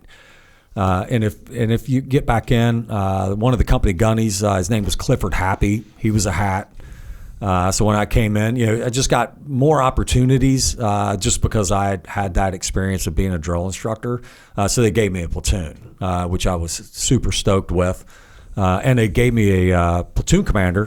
His name Buck Rollins. His dad was Wayne Rollins, 2-star general, Navy Cross winner, Vietnam. Great guy. I just attended his funeral a few months back. He was buried in Arlington. Buck Rollins and I, some of the other guys, Doug Zembeck was there at the time. I mean, that battalion, for some odd reason, man, we had some amazing second lieutenants that were just you didn't really see that many great guys that were all in that battalion, from Pascoli to there was just a bunch of them. Fredo was in there, was platoon commanders. That was my first experience of where when you become up as a platoon sergeant, you get to spend more time with platoon commanders. Before that, you don't really hang out with the officers at all. You know what I mean? But then you become you're a partner. You know what I mean? You're going to work this platoon together. And I had, I was very fortunate. I had Buck Rollins, I had Doug Zembeck, and I had Doug Olson. These guys were your platoon commanders? Yeah, and I worked with them. Right. They were the platoon commander, but it's my platoon. Mm-hmm. Yeah. They just get to hang out. Yeah. They say in the office about the officers in the SEAL teams is they rent, we own. Yeah. The officers rent, we own. It's like the chief, the E-Dogs, it's their platoon. The officers just, he's going to be here for a little while, but this is our platoon. Yeah, that's pretty much the exact same thing it is in an infantry battalion. It's the platoon sergeant. It's like I said, I mean, Eli Tucker had a huge effect on me as a platoon sergeant, and coming in from the kids that were in that platoon, and I've stayed in 1-6 for 3.5 years in the battalion. Did a couple of pumps. I was going to say, so you do a workup, training cycle, and then go on deployment. Were you riding ships on those deployments? Yeah. Riding ships, doing the workup. We did a med float, which was super cool. We kind of got deployed early. I ended up over in Albania, Tirana, Albania. If you remember, in the 97 timeframe, they were kind of blowing embassies up around the. So we got the call. I was with the 24th MU, and we had just finished up doing workup. and they wanted us to go into Tirana, Albania. So I got the call. At that time, I had the sniper platoon. So I had the snipers. I took 12 guys, and we jumped on C-130s up in Cherry Point with an infantry rifle company, and they flew us over. We did a refuel, I think in Singapore, landed in Italy, got on a 53, flew out on the USS Saipan with the 22nd MEU, got briefed in, and we were in country in Tirana, Albania, after they had evacuated the embassies out of there. And that was we stayed over there for a couple of months. And so what were you doing? What was your mission? Basically running. The embassy was evacuated, so it's empty? Yeah, it's empty. I mean, and so you guys are basically doing security on the embassy? Yep. To make sure it doesn't get trashed or whatever, or no one comes in and steals shit, or? Yep. And they had a lot of other agencies that were over there running around. There was some Navy SEALs were over there. There was a lot of stuff going on. The overarching was Bosnia. That whole region at the time. It was a really good experience. Especially for the younger guys that were in the platoon. The guys that I had in that platoon, even still to this day, I'm still in contact with. From those guys, that was a very special time. Those 3 years at 1-6, being in that platoon sergeant, or what you would call like chief scout kind of role, was just huge. I learned more about myself then, with those folks, and just they're relying on me. You know what I mean, to train, educate them, take care of them. It was a really special time in the Marine Corps for that time in service. When you went over there, were you the senior guy, or did you have an officer? We had an officer, company commander. We had and then of course the MEU had some of their MEU staff that was over there. Sean Pascoli was a captain that was over there. I'm still friends with Sean. Those guys, they had a company kind of reinforced. So we had some guys that were at the embassy. We had some guys that kind of stayed back, and they were at the housing complex. You still had State Department folks that were milling about the area, and they're just looking for bad guys. We did a lot of time like watching. We were basically as snipers. We were Overwatch. So we had Albanians working gates, stuff like that. We would hire them, and then we would do the Overwatch for them. Over at the embassy, it was right next to the University of Tirana. So it was just a lot of observing, a lot of time observing. But it was the same experience for those guys that I got when I went to Panama.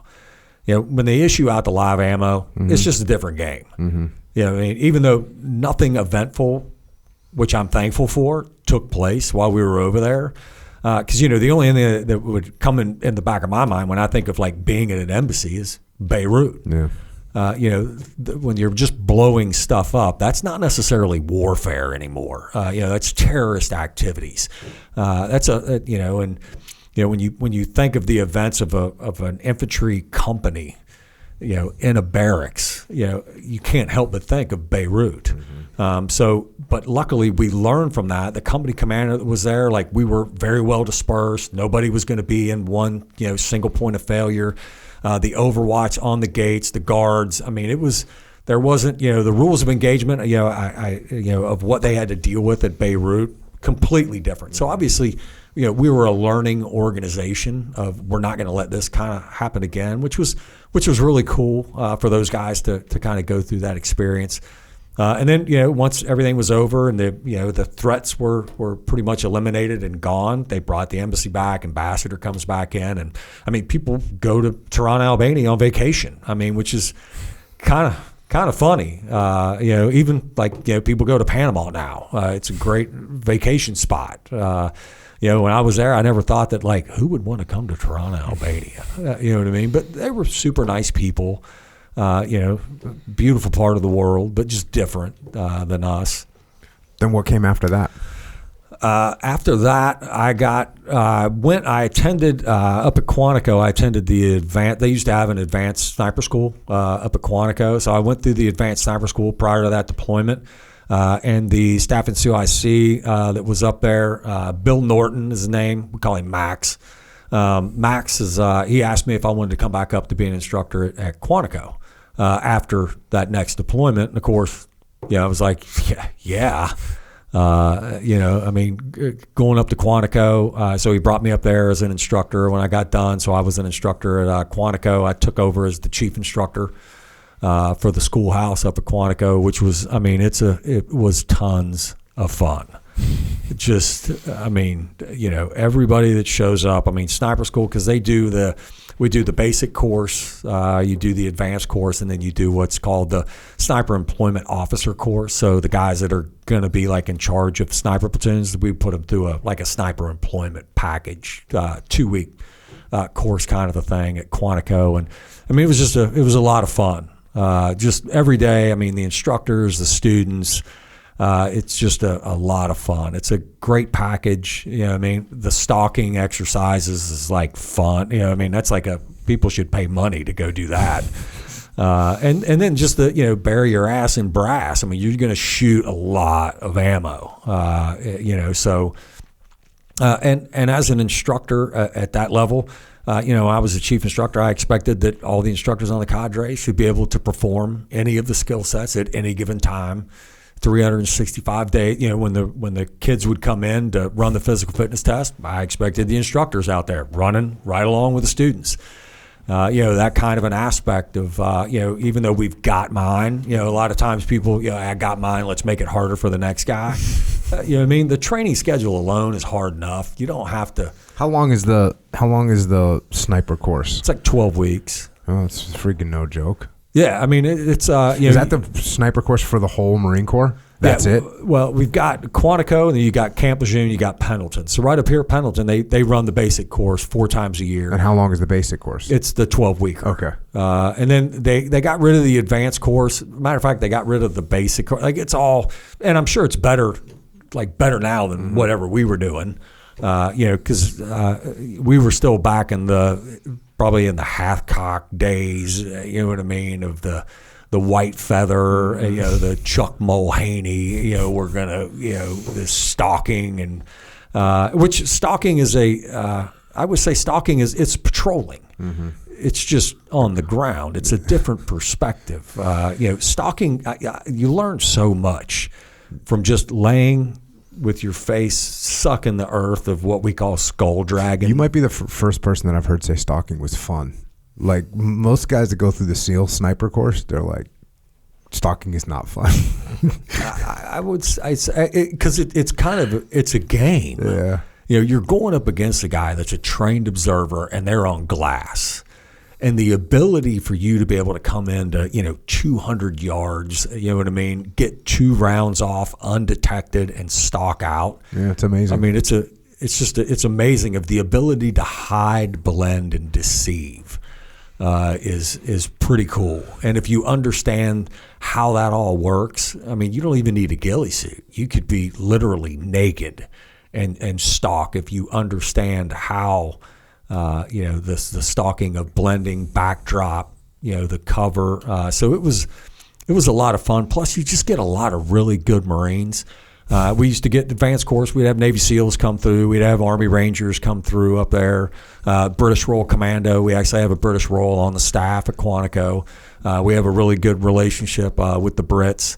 So it's just it's a fun time when you've got like 24 great Americans that just want to shoot bolt guns, you know what I mean, and look through glass. It's just a fun time. Everybody's there with a purpose. Like, there's not, the leadership aspect is kind of gone. You don't necessarily, you lead by example. You know what I mean? Like, when I'm looking at an instructor, if I walk in on training day 1 and the instructor looks like a sea bag with lips, and the first thing he's going to tell me is how he used to be a badass, you know what I mean? Dude, you're 33 years old. You know what I mean? Like, nobody's old here. You know what I mean? But in that military, you think of, man, that guy's an old man. You know what I mean? He's 34, brother. You know what I mean? Like, you should be in the prime in your 30s. So, I always like that about the snipers, and even the reconnaissance school that's up the road up here. I'm sure it's the same with BUDS. I mean, the instructors that are there, you're just looking at them, and I mean, they look the part. They better, yeah. Yeah, I mean, and they can do anything that they're asking the student to do. Which is a super cool way of that leadership, and then holding yourself accountable to being able to perform at any given time. Yeah. So where are you when September 11th happens? Is this where you're at? Is this where you're stationed when September 11th happens? Yep. I'm up at Quantico. That's what I call the world changed in 9 miles. We got the students off, and there's a loop up at Quantico over where sniper school is. You can run over by TBS. When you say you got the students off, what do you mean? You cut them loose? No. Like they're just, they get them in the morning. They're going to go to the range. They're going to do an observation exercise. They're going to do, you know what I mean? And there's another instructor that has them because, when on the instructor cadre, you kind of have to manage your time of, obviously I got to be there when the students are there as the chief instructor, and then we got to get the day going if I'm on the platform first, or if I'm and I always enjoy getting a run in, throughout the day, get a chance to work out, go to the pool, do something. So that day on September 11th, we got students on deck. We get them off and going, and I take off over towards the FBI Academy. So I'm right over there by the FBI Academy and the basic school. And there's a 9-mile loop that goes around, and I take off. I let the guys know, hey man, I'm going to go for a run. I'm going to run the loop, and they know exactly where I'm going.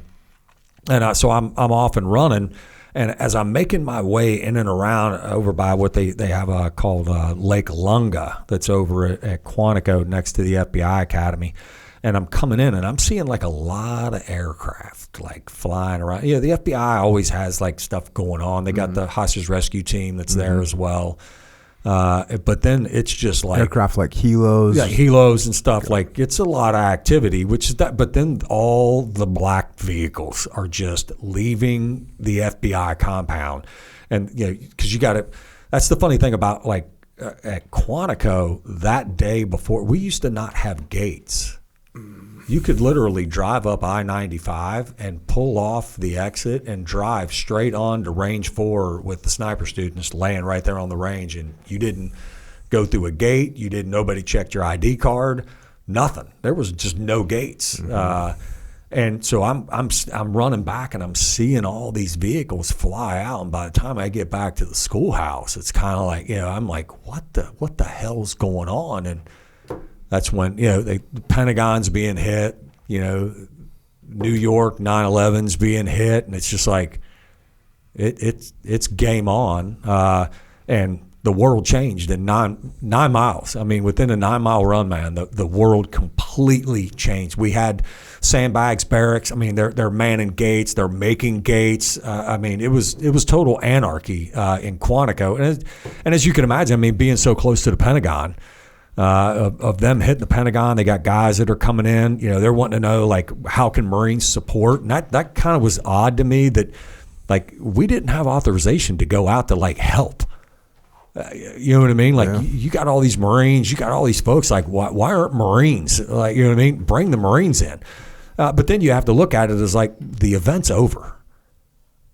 Like, what I mean? They flew them into the buildings. We're all thinking, like, what's kind of next? Yeah. That was it. That was the big event. And after that, then everybody knew at that point in time, it's go time. We're, and the Marines are, Army, I'm sure, with you guys, with the teams, like, everybody's watching, thinking, when are we going to deploy? When's the first action's going to start coming in? But yeah, I was at Quantico. So then what happens after that?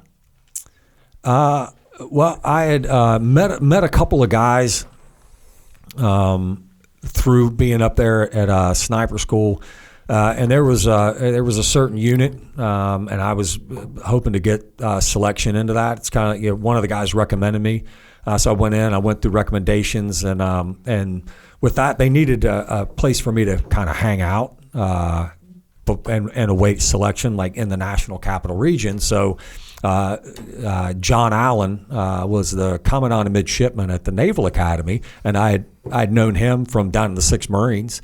And John Allen was like, yeah, hey, I'll take JD, bring him up to the Naval Academy. And of course, I was like, I'm going to the Naval Academy. Like I'd never been to Annapolis, Maryland a day in my life. I didn't. I mean, I knew the academy, but like my perception of a Naval Academy graduate was Doug Zembeck. Like, that's what I expected. And then my other guy that I worked with at sniper school was John Bradley. John Bradley was a 3-time national boxing champ at the academy. His call sign was Big People. Half black, half German. I mean, the dude was like Rambo. You know what I mean? I'm still really good friends with John Bradley. He's a great human being. But, I used to make fun of them, like, because he'd wear like Navy boxing and of course Doug was a Navy wrestler. And I was like, dude, I want my taxpaying dollars back. Like, there's no way you guys went to the Naval Academy. But that's my perception of the Naval Academy. Mm-hmm. The officers that I had dealt with they come out of the Naval Academy. They were top notch. Mm-hmm. So that was my perception going in.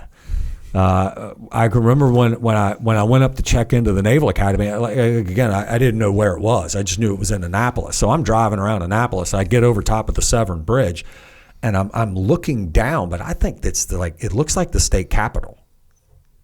Yeah. And there's like 2 women that are walking across the bridge, and I'm like, "Excuse me, ladies, do you guys know where the Naval Academy is?" And they're laughing like, "Dude, that's it." And I was like, "Wow, like that's next level." Like, I mean, it's impressive. Yeah. So I went down and checked in to the academy, and John Allen, and at first they really didn't have a job for me to do because like the midshipman had already started, and I really didn't know like what I was getting into. Like, I didn't know like what they do at the Naval Academy. And your anticipation is that you're waiting to go to selection for a special mission unit, and you're going to be there for 6 months or something, yep. And then you'll roll out. Yep. That's my mindset. And John Allen, great guy, wicked smart. I was super excited because the library at the Naval Academy is off the chain. I mean, like, it's off the chain. And I love a library. You know what I mean? There's a lot of history up there. I mean, Tecumseh Court. You know what I mean? Like, they got Tecumseh, you know what I mean? And so it was a bit of a rude awakening. Like, so the first morning, kind of like, this morning I got up, you know what I mean? I'm going to go for a run. So that's how I like to like get myself like situational awareness of like get orientated is run. So I'll run around. So I'm running around Annapolis, looking at the town and stuff, and I make my way back in and I'm on Tecumseh Court. And as I'm in Tecumseh Court, I'm standing there and I'm looking. I mean, they got like monuments like all over the place. I mean, the chapel's there. It's pretty banging. They got like a bunch of different poles, and they got Tecumseh. And I'm looking at Tecumseh. Next thing you know, like there's this Navy officer. He's like, hey, hey, what are you doing? And I wasn't wearing anything that said Marines on it. And he's like, hey, you're not allowed to be out here in PT gear.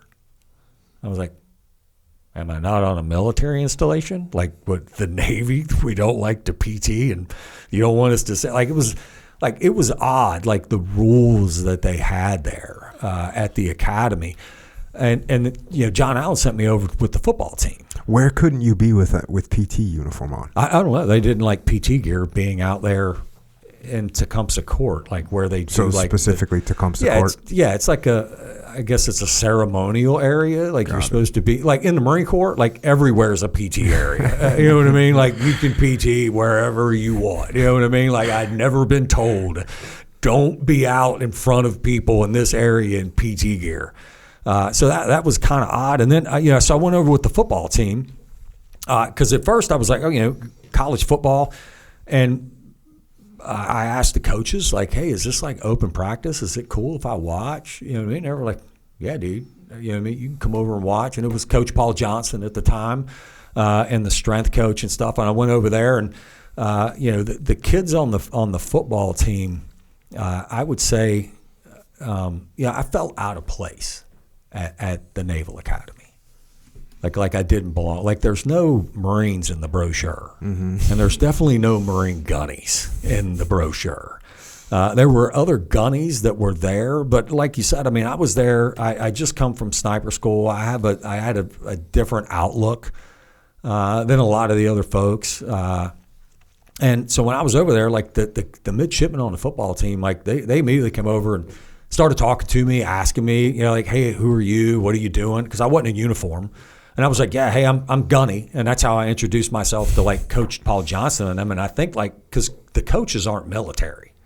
So I think they thought like my first name was Gunny.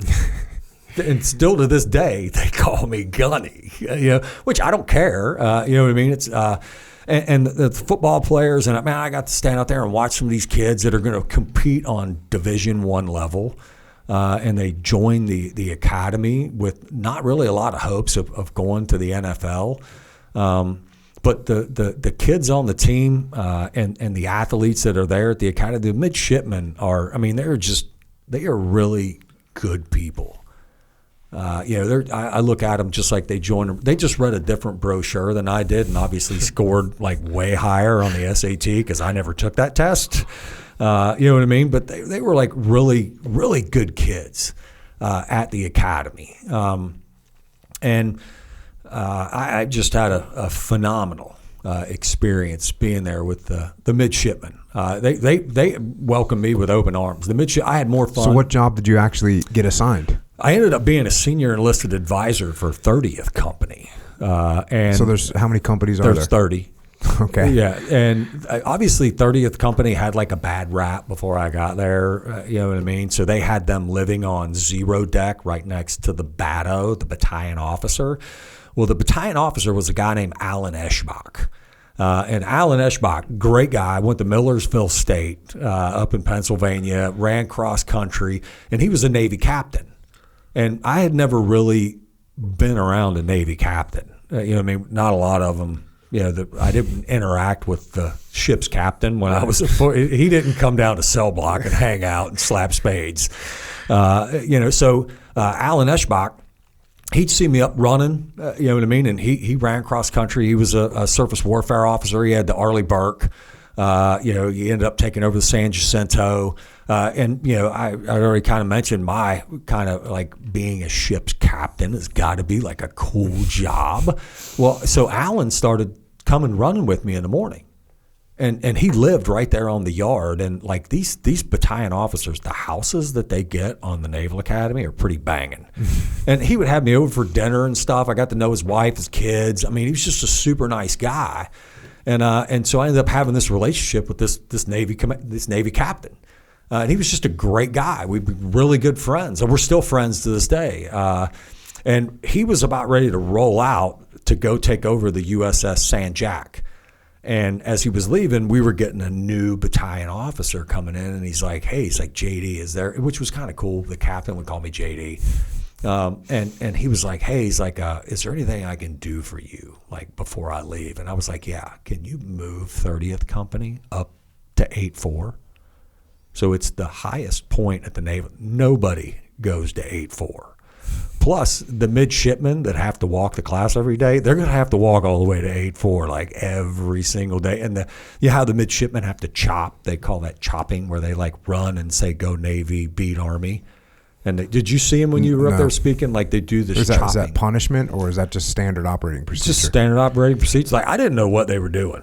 Like, wait, just when you're going from class to class, every time you square a corner or something, you got to say, like, go Army, go Navy, beat Army, something like that? Yeah, and they call it chopping. So it's like they're running, and they're in dress shoes, which makes absolutely no sense. But sense is kind of thrown out the window. Yeah, sense is thrown out the window. So I'm watching these kids, like, and they're calling it chopping, and I'm like, interesting. You know what I mean? Go Navy, beat Army. Okay, I got it. So that's a lot of chopping to get up to the top of 8-4. You know what I mean? So, and then I knew nobody would come visit me. People are just lazy. You know what I mean? Like, nobody's going to come up to 8-4. I'm going to live up on 8-4. It's going to be great. So 8-4 is a building? Yeah, 8-4. It's like Bancroft Hall. Like when you saw Bancroft, I was all the way in the very back. So I was the farthest away from Tecumseh Court as possible, and I was the closest to the football locker as possible. And I mean, the athletes and being assigned up there. It was a great place to be as a senior enlisted, because like I'm not teaching these kids. Like if you're an officer and you got to get, like I was there with Randall, Lieutenant Randall was there. You know what I mean? He was a company officer, and like company officers have to like teach stuff. Like they got to go over to academia and teach EE, or they got to like do stuff. I'm not teaching EE. You know what I mean? And they're not gonna. All I got to do is like just hang out. You know like what I a mean? full-time mentor. Yeah, and hang out and just be there for the kids if they need anything. And I work with a Navy lieutenant, great guy. It was a lot of fun. But I mean, so when the kids go to class, it's like you got nothing to do, but you've got an Olympic pool, you've got batting cages, you got football cages, you got an indoor track, you got a sailing center, you got soccer fields, you got a rifle team, you got like, dude, it was camp. I mean, I was back at camp, except like they have like the best facilities like known to man. Like I'd go out and throw BP for the baseball.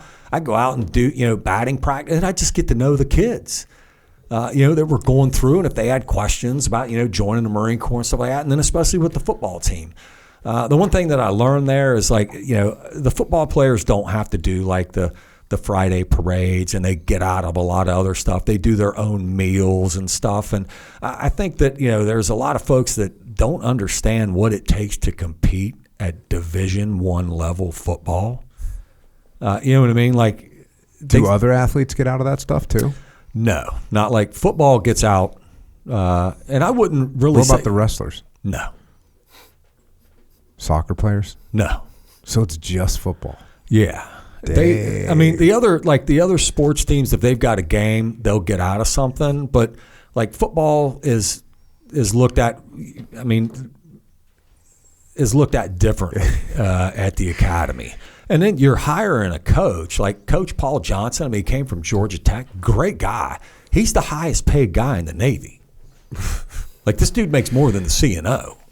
This is like the head coach at Army makes more than the chief of staff of the Army, which kind of puts stuff into perspective. You know what I mean? Like, well, wait a minute, man. Like, I can make more money being the head coach at Navy than crazy. The CNO. You know what I mean? Like this dude's driving a nuclear submarine. You know what I mean? But the football coach, and it's just like, Ken Niemodt that's there right now, great guy. He was an O-line coach when I was there. And the coach is just doing a job. They get hired to do a job, compete at the Division I level, pack the stands. And the football team, because of the amount of money that they make, at stadiums, ticket sales, stuff like that, pays for a lot of the other sports programs to be able to take place. Yeah, it's got to be recruiting too. They probably take recruiting budgets, probably paying that coach's salary. Yeah. So, and the coaches are great, and the kids that they get on that football team, I mean, people are like, oh, they get out of the Friday afternoon herd across the grass. You know what I mean? Like, really? They're up at 5 o'clock in the morning. They got to watch films. They got tapes. They got practice. They got weights. They have to perform, you know what I mean, on Saturday, their weekends, their Thanksgivings, if they get a bowl game, what they sacrifice to be able to play Division I football and then go serve their country just like everybody else. So they're just there on a different aspect. I think some of the folks just don't look at it that way. But the student athletes at the academy are phenomenal. They're just the team players. You know what I mean? Like if you leave a team sport from the academy and join the Marine Corps, it's a very easy transition. Because you're just leaving one team and you're just joining another team. And the athletes transition really well into the Marine Corps. And I just think that the kids that were on the team, I mean, I had like a lot of fun with those kids. And then, some of them, when they select Marines at the end of the year, you got like O-line guys, you got defensive line guys that have never run farther than 100 yards in their life. And now it's the end of football season, and oh, hey, by the way, you got to meet height and weight standards by May. Yeah, that's hard for some of the guys that go to Buds. They got to like totally change their physique. Like they got to become a different kind of human being. Like I got one friend that was at the Naval Academy, played football, and I don't want to say his nickname, but he's a big guy. And even when I know him, he's a big guy, like a big guy. But apparently, I didn't know him when he played football, but he had to like change who he was as a human being to get from playing whatever freaking lineman at the Naval Academy to go and run, 12 miles and 4 miles and 6 miles and, like all that running. It's just you're a different human. Yeah. So that's a challenge. Yeah. And then you got to teach them how to run. Like, it's some of them they don't. I mean, there's a big difference between sprinting 100 yards and running 3 miles. Yeah. And then, oh, by the way, you're going to go to TBS. You know what I mean? Especially if they go Marines. But even if they're going, surface warfare or going, I mean, that's a big transition for a lot of those guys that are out there. And and I would run them in a mile and a half. The only thing that I could do, my biggest shock when I was at the academy was like I was talking to some of the midshipmen. One of them was Jason Copeland. He's a Marine Lieutenant Colonel now. He's an infantry battalion commander. Great human being. So Jason, I was like, hey, what do you guys got going on tomorrow morning? Like, you guys got your physical fitness test, I heard. Because I didn't know, like, what these kids did. And he's like, yeah, we'll meet out by the Farragut, and, the PT department takes care of the physical fitness test, and they run the PRT. And I was like, oh, yeah, well, what is it? You know what I mean? Okay, well, we do, push-ups, sit-ups, and then we do a mile and a half run. I was like, okay, that's cool. What time do you go? I'd like to come out. Well, most of the staff there are like, why? It's early in the morning. Like, why are you gunny? Why are you don't have to go. I was like, well, I know I don't have to go, but I should go and run with the kids. So I showed up, and they do each battalion. So there's 6 battalions, and each battalion gets a day, and they show up, and there's 5 battalions or 5 companies in each battalion. They're going to run 5 physical readiness tests. So I show up, and they're only going to run a mile and a half. So so for me, I was like, well, I asked the PE guy, like, do you care if I like run with them? Am I allowed to run with them? You know what I mean? Like, I'll do a 10:30 pace, just run along, and you know what I mean, kind of give the kids an earmark of like where I'm at, because I used to do that at sniper school.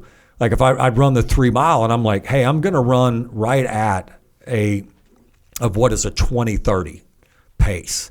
So for 3 miles, I'm going to run it in 20 minutes and 30 seconds, because that's worth 85 points. So if you see JD, he's worth 85 points. If you're in front of me, you know what I mean? Because it's all the numbers game. If you're not good at pull-ups, you better bank it on the run. If you're not, you know what I mean? So it's your strengths and weaknesses. So I was like, and I was like, okay, this is the Naval Academy. Like, it's only a mile and a half. You got to do it in 10:30. That's a 7-minute pace, man. It's pretty easy. Man, so as I'm out there and I'm watching the kids and I'm running along with them, kind of going along, and I'm like, hey, where are these guys going? Like, they're falling out. Like, it's only a mile and a half and they're falling out. And I was just like, well, they failed. Like, they didn't pass the run. So I go over to the PE department, and I'm kind of like, so what happens to these kids, man? They like pack their shit? They done? And they're like, oh, no. Remediate. You know what I mean? They're going to remediate the hell out of them. And I always thought, like, well, this is something that I could help out. I can come out and run with these kids, and so I used to go run when they do the PRTs for the brigade of midshipmen. I would run 30 of them back to back at a 10:30 pace, and I was like, only 5 a day though. Oh, okay. So you know what I mean? It's really not that hard. It's only like 8.5 miles. You know what I mean? So and for me, I'm not a runner. I just have a running problem. You know what I mean? So for me, like that 7-minute pace was, it's a pretty good workout for me. I'd come out and I would run with the kids and kind of, you know what I mean? And kind of help them and push them. Like, if they're going to fall back, this is something that I can actually, help out with the Naval Academy. If there's a kid struggling with a mile and a half, I can help him out and get him to pass, so that, because once he goes to the fleet and he's in the Navy, that's not a requirement. 10:30 is not a requirement in the fleet. It's just a Naval Academy requirement for officers. But hopefully, I used to do that with the kids, and I would get excited, you know what I mean, to go out and run the PRTs with the midshipmen, because, I mean, it was hysterical. Just watching them for that mile and a half. How is the psychological molding of the guys or the people or the kids that are going to the Naval Academy compared to what you saw at boot camp? Well, it's it's the country club. I would say it's kind of like being at Catholic school and you're just a nun. You know what I mean? You're a nun. It's night and day. They do plebe summer that's there, but it's the upper class are kind of running plebe summer, and they do a pretty good job. Right. but they're not drill instructors. You know what I mean? They're not smoking it out. They're not, the shock and awe isn't as much, but they do a pretty good job with them at plebe summer. And being a plebe at the Naval Academy to me was like, dude, that just does not look like fun. Yeah, it looks awful. Like at all. One, I got to say, go Navy, beat Army, and chop around the place in my dress shoes. No liberty. I don't get to really do anything. The knowledge that they push on those kids there, though, and the education level is phenomenal. And then I would say, like the camaraderie of each class is outstanding. With the Naval Academy of bringing those kids together, sharing in the suffering together, all 4 years at the academy. But it's a great institution, and they put out a great product, in my opinion. Probably the best to watch was the ones that wanted to go special warfare, Navy SEALs. That was the most. While I was there, Randall was a lieutenant, and he kind of ran that pre-buds kind of selection process there. It's a tight selection. Oh, it is the most. He's got like a couple hundred kids that want to be. There's only 1,000 of them. Yeah. And a couple hundred of them want to become a SEAL. Yeah, and there's like 15 billets, something like that, 15 slots. Yeah. Yeah, it's always been cool. I've done, during COVID, I did some virtual training with the midshipmen. I've gone there live. It's been awesome to go up there live and just talk about leadership from my perspective, and they're definitely stoked on it. Very cool. But yeah, that competitiveness for the SEAL billets in whether you're ROTs in any officer SEAL billets it's hard. It's very, very difficult. Probably because the recruiting, because so many people want to go into that job, and it's a rough job to get into. Yeah, I would say, but what those kids would, the thing that I learned while I was there, it was kind of disappointing for me being a Marine, was the Marine selection. So you would have let's say you got 100 kids that they want to go Navy SEALs as their number one choice, and then Marine ground as their second. And you would have Marines that were up on the yard going, that's bullshit. Yeah. You know what I mean? If they're not Marine first, we don't want. I'm like, these kids are going after. Like if JD was there, who wouldn't? It's the Naval Academy, man. They want to go Navy SEAL. They're going to compete for the hardest billet going. Yeah. At least physically. Yeah, that's actually another way to look at it is, hey, these guys want the hardest possible job, and they're trying to get in the most selective thing. So they're taking the most selective thing. That's the SEAL billet. If they don't get that, because that is horrible. And I've had a bunch of friends, that graduated from the Naval Academy that had to make that call, and it's so hard. Leif didn't get selected out of the Naval Academy. Right. Seth didn't get selected out of the, and they both went to a ship, and that's a different personality type that is going to be a ship, a SWO. It's a different type of mindset than someone that's going to be some kind of a land soldier, whether it's a Marine or a special operations guy. It's a different type of mindset you have to have. And so I have to ask Leif again, but he got told the same thing. He's like, hey, it's a waste to put Marine Corps after SEALs because you're just not going to get taken. And Leif, would have loved if he didn't make it into SEALs, but he probably would have gotten picked up for the Marine Corps and probably would have never joined the SEAL teams, and the Marine Corps would have had a cool officer. Yeah, that's kind of like, I knew a lot of these kids. They would come out and because I would run every morning at 5. You know what I mean? So I'd go run and I ran a lot. They had a marathon team that was there at the academy. So I became the O rep for them. So the Naval Academy would fly us around. So we're doing Chicago, we're doing Boston, we're doing Disney. You know what I mean? With the midshipmen and if they knew that midshipmen can't leave the yard, but if they're running with me, then they're allowed to just, hey, I'm with Gunny. You know what I mean? And they right out the gate, we'd go run through town. So they're not just doing outers around the academy and stuff. And you would see just the commitment that those kids had that are trying to compete for those billets, to include the EOD billets as well that are coming out. As a naval officer, to get those billets are very hard to get. And for us to miss out on some of those guys and gals that okay, that's great that they put Navy SEAL or whatever for their first choice. They want Marines second choice. Like, they're going to be good. Yeah. Like, you know what I mean? Like that. And they let me sit in on one of these selection boards, which was I'd never been on an officer selection SEAL board. selection board? No, Or Marines. Like, oh, okay. And everybody's got like these little hidden buttons, you know what I mean, of whether or not like you want to vote, like yes or no, which I kind of thought was bullshit that we're kind of hiding the button. Like, dude, you can put my button right out in front of everybody. You know what I mean? Like, nope, don't like that one. Everybody can see, you know what I mean, that, JD doesn't like him. Nope, don't like him. And we had this one kid, and he was a nice kid. But there's a lot of nice kids that shouldn't be a Marine officer. And this guy, like, we're in there, and Colonel Inman was the senior Marine on the yard at the time. And Colonel Inman, great guy, went to the University of Oklahoma, just a phenomenal guy. And he's the one that had me in there. He's like, yeah, hey, JD, would like your input. You know a lot of these kids. You know what I mean? I was like, okay, yeah, cool. I've never been in here before.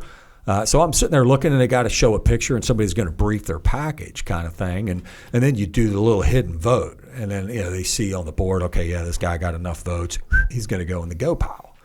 So as he's going to go in the go pile, they got this one kid that they put up on there. And I'm like, oh, this guy, nice kid, sea bag with lips, man. Like, TBS is going to crush him. You know what I mean? Like, he's the heart's there. Is just, he's not going to work out as a Marine officer. You know what I mean? He doesn't have the self-discipline. So, of course, I hit the no, and he goes to the go pile. So I'm a little shocked. So I was like, excuse me, sir, like, who voted for that guy? Like, does anybody here, like, know him? Like, no shit, like, you know the guy. Like, I've seen him out there on the remedial physical fitness field, you know what I mean, trying to pass a 1030. Like, I looked at it as if we're going to stamp a kid with the little N star from the Naval Academy, we're going to send him down to TBS, then all of my peers that know that I'm at the Naval Academy are like, oh, this is JD's guys. You know what I mean? I don't want JD's name on this guy because he's not going to fare well when they do the physical fitness aspects. And he's like, well, I mean, it's a we don't disclose who's voting. And I was just like, I mean, I'm being serious. Like, does anybody know this kid? Like, I know this kid. Like, we're setting him up for failure. And basically Colonel Inman says, well, JD, he's legacy. And I'm like, okay, well, that's a new one. What's legacy? Well, his dad was a Marine officer. So then I was like, okay, so we're getting Flounder. Remember in Animal House when they took Flounder because he was legacy? I was like, so we're going to get Flounder in the Marine Corps because of legacy. I thought that was kind of, I mean, my dad scouted Major League Baseball. Do I get in just because of the legacy? You know what I mean? Like, that shouldn't, that was a little bit disappointing to see that. Yeah, I mean, that should not play a role. It shouldn't play a role. If anything, they should be harder on him. You would think. So, but other than that, I got the coolest thing happened to me while I was there. I was coming out football practice. It was class of 2000, year of 2005. And a couple of the football players were like, hey, they were like, Gunny, hey, man, you're going to graduate with us. I was like, what do you mean I'm going to graduate? What, in like physical fitness? You know what I mean? Like they're giving me a PE award and stuff. He's like, nope, we voted you to be our honorary graduate and graduate with the class of 2005. And it's voted by the midshipmen, which was like, that was the coolest. That's the coolest thing I've ever. What kind of people do they normally vote for that? Not gunnies. You know what I mean? Like I did a little bit of like, it's normally like some professor or some other officer, you know what I mean? Kind of a thing. You know so what I mean? You're class of 2005. Class of 05. Love them. Yeah. I just went to a Marine Corps ball with Lieutenant Colonel Adam Horn. He's got a 53 squadron down at Cherry Point, and when he became the squadron CO, he called me and he's like, hey, hey JD, I want you to be the guest speaker at our ball. I'm like, you know what I mean? He goes, I'm finally in charge and I get to pick the guy coming. And I was like, dude, I was never like in the air wing. Don't give two shits. You're coming. He goes, because, and when I was down there with him, I mean, it came from, he's like, I joined the Marines because of this guy. And it was great for the enlisted Marines that were in his squadron to see an enlisted Marine having a relationship with their CO that we can be friends, man. Like we're on the same team. Like, it's a great organization and great to be a part of. And then after that, I got accepted into the alumni with the Naval Academy. They allowed me in the alumni, so I'm an alumnus with the Quantico chapter. Oh, man, yeah, which is. You're like a ring knocker. Did you get a ring? No, I didn't. Well, I got 3 of them. I got 3 bowl rings with the football team. Yeah, I did that. I'm really not a ring guy. I had thought about it. Some of the folks at the academy were like, "Yeah, man, we got to get Gunny a ring." You know what I mean? And but I tell you what, that experience at the Naval Academy, I mean, was phenomenal. I can't say enough. I mean, every organization has problems, but for what those midshipmen do and for what they give, they're getting a 4-year education and the service that they give back, and what some of the shit they got to put up with up there. I was going to say they make them pay for that free education, don't they? Yeah, they're paying for it, but they're they are quality Americans. And that's all the service academies. Yeah. I would say. I mean, they're just a great group of individuals, and I had a complete ball at the academy. Yeah, no, I've gone to West Point and talked to them. I've gone to the Air Force Academy and talked to them. It's just, very cool thing to look at. What happened with the special mission unit you were going to select for? That in 2003. So they have what they call it's a leatherneck program where they take the midshipmen that want to select Marine Corps their junior year and they take them to Quantico because give them a little taste. Yeah, because they're the only the Naval Academy doesn't have to go to OCS, which call it what you see, but that is a little bit of contention. I mean, OCS. Yeah, I think they say, oh, well, we went to plebe summer. Well, guess what? Plebe summer is not Marine Corps Officer Candidate School. As you know, it's not even Naval Officer Candidate School. I don't know. I mean, I don't know. Yeah, I don't know. You said I know. I don't know. I know that Marine Corps OCS, Navy OCS was cool and good indoctrination for me. I don't know how it compares to plebe summer or whatever. I don't know. But yeah, I'll take your word for it if you say it's not quite the same thing. Yeah, it's I can tell you, I'd rather go through OCS than 4 years at the Naval Academy as far as just like grind. Yeah, any day of the week. So like the Marine OCS, so it's just like with anything else, they're going to show up at TBS and I had to go through OCS and you guys didn't have to go through OCS. There was a lot of midshipmen that wanted to go through OCS because they had heard, you know what I mean? And I was just like, look, guys, you know what I mean? So you don't go through OCS. Whoop-de-shit. Yeah, you know what I mean? You've had 4 years at the academy. Some of the folks that do go to OCS, they went to a regular college. They didn't have to put up with a lot of the crap that you guys are having to put up with while you're here. You had to do summer cruises. You're competing for the ability to be a Marine officer, which is pretty cool. So we take them down to TBS, and they call it Leatherneck. We call it Purging the Squid. Just because, the Naval Academy is set up as a surface warfare officer school. I mean, that's what it is. You're making surface warfare officers. And there's no Marines in the brochure. So we take them down there and we put them through a little bit of, the land navigation, a little bit of the field skills stuff, a little bit of the fire team and squad patrolling kind of thing. And then they've got, Marine officers and they've got second lieutenants that just graduated TBS that work with the midshipmen. And they do evaluations on some of these kids to see how well they play with others. How serious they are. How long is Leatherneck program? Leatherneck is, man, that's a good question. It might be like 4 to 6 weeks. Mm-hmm. It's really not that long.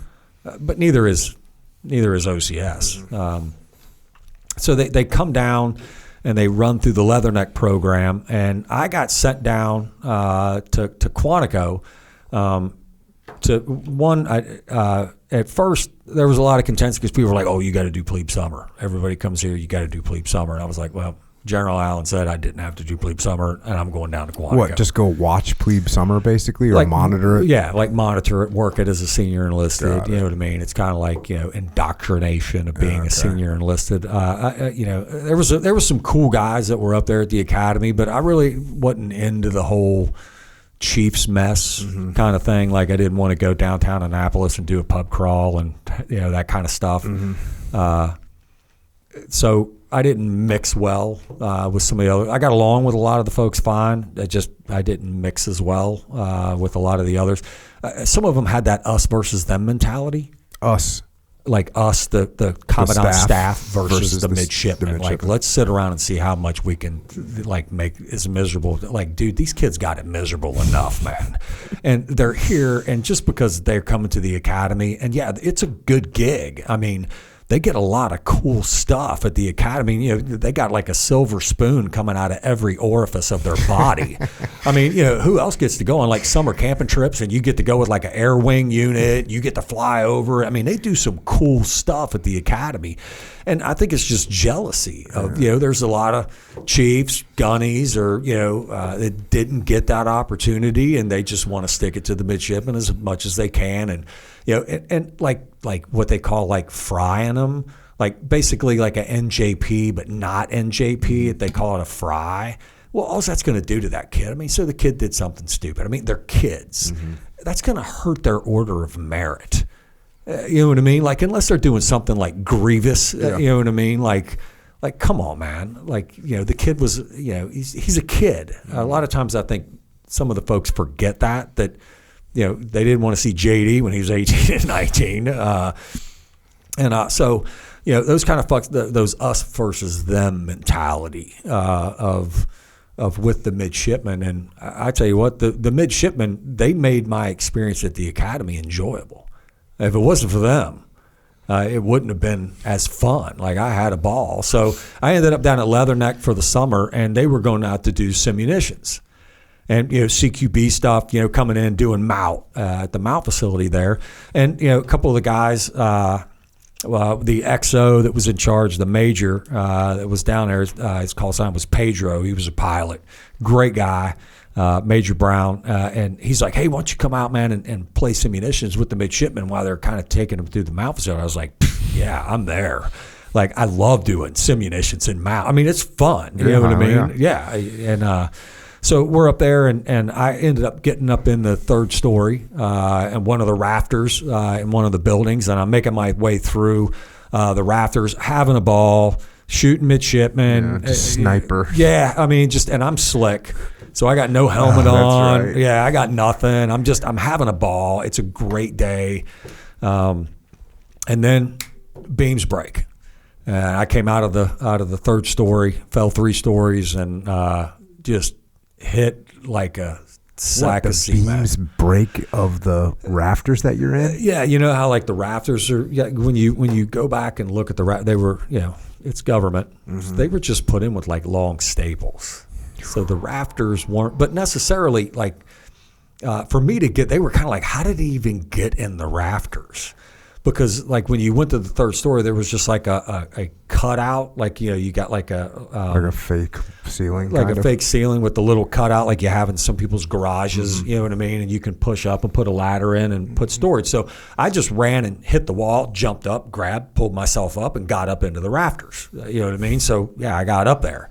And then once I was up in there, I was coming out and turkey peeking, trying to figure out where the midshipmen were moving around into the town, and I put my hand down, boom, gone. Rafters came out, and I came down 3 stories. How come you went down 3 stories and not just falling from? Because you know how like the mount has like a building that looks like it's blown off? Yeah. Yeah, so there was nothing there. Oh, okay. So I'm out, and yeah, went down the hit with the left shoulder, and then just down the left side of the body. And the bad thing was I didn't knock myself out. So, I mean, you know, like when you go see the doc and they're like, so on a pain scale of 1 to 10, like where I was like, dude, yeah, this is a 10. Like just it hurt. And they medevaced me out and took me in, and yeah, I shattered my left shoulder, broke a couple of ribs on the left side. Broke my pelvis in 3 spots and the left ankle. Yeah, it was going from 100 mile an hour to 0 in an instant. And it ended up in a wheelchair, which was that put a lot of stuff. Like I didn't like being in a wheelchair. Like, man, that was terrible. I mean, I was coming unglued. Yeah, it was a bad time. You know, I didn't want to hear the whole everything happens for a reason kind of thing. Like that wasn't flying with me at the time. Just because I thought that, you know, something that I was hoping to do that fall was now gone. And then, you know, the Navy docs that are taking care of me, you know, they were kind of great guys, but one of the Navy doctors, commander, you know, he was like, yeah, I don't know if you're running and that kind of thing, if that's going to be happening. And well, I didn't like that, of telling me that that's not going to happen. So I went in and at Walter Reed, they redid my shoulder the first time, and I had to get like a bone graft and stuff put in and some screws. So I get that done at Walter Reed, which that was back then when it was like a dungeon, you know, before it hit the news of how stuff went down. I come out of there, and this happened in the summer of 2003. In January of 2004, I signed up and went with the Navy team to run the Disney Marathon. Because I was like, yeah, I'm running. I had already been running. Being at the Naval Academy with their athletic department and the trainers and stuff that they had, man, they had me like aqua jogging and resistance stuff, you know what I mean? And the elliptical. And there was some, you know, some of the guys would come in because like aqua jogging is boring as shit. You know what I mean? Like it's boring. But I'd have guys come in and get in the pool with me because I'm just trying to get back. Yeah. I'm still focused. Like, hey, I still got a shot. You know what I mean? I can get better. So, you know, that happened in June, the summer. In January, I went down and I ran a 3:19 Disney. Not my best time, but I was pretty stoked with a 3:19. And I came back with that big stupid Disney medal that they give you. I threw it on the commander's desk, and I was like, there's your fucking PhD. Don't tell me I can't run. And, of course, that's going against doctor's orders kind of a thing. They got me a new doc. The new doc that I got, he was great. He was like, yeah, push your body. You know, the human body is an amazing machine.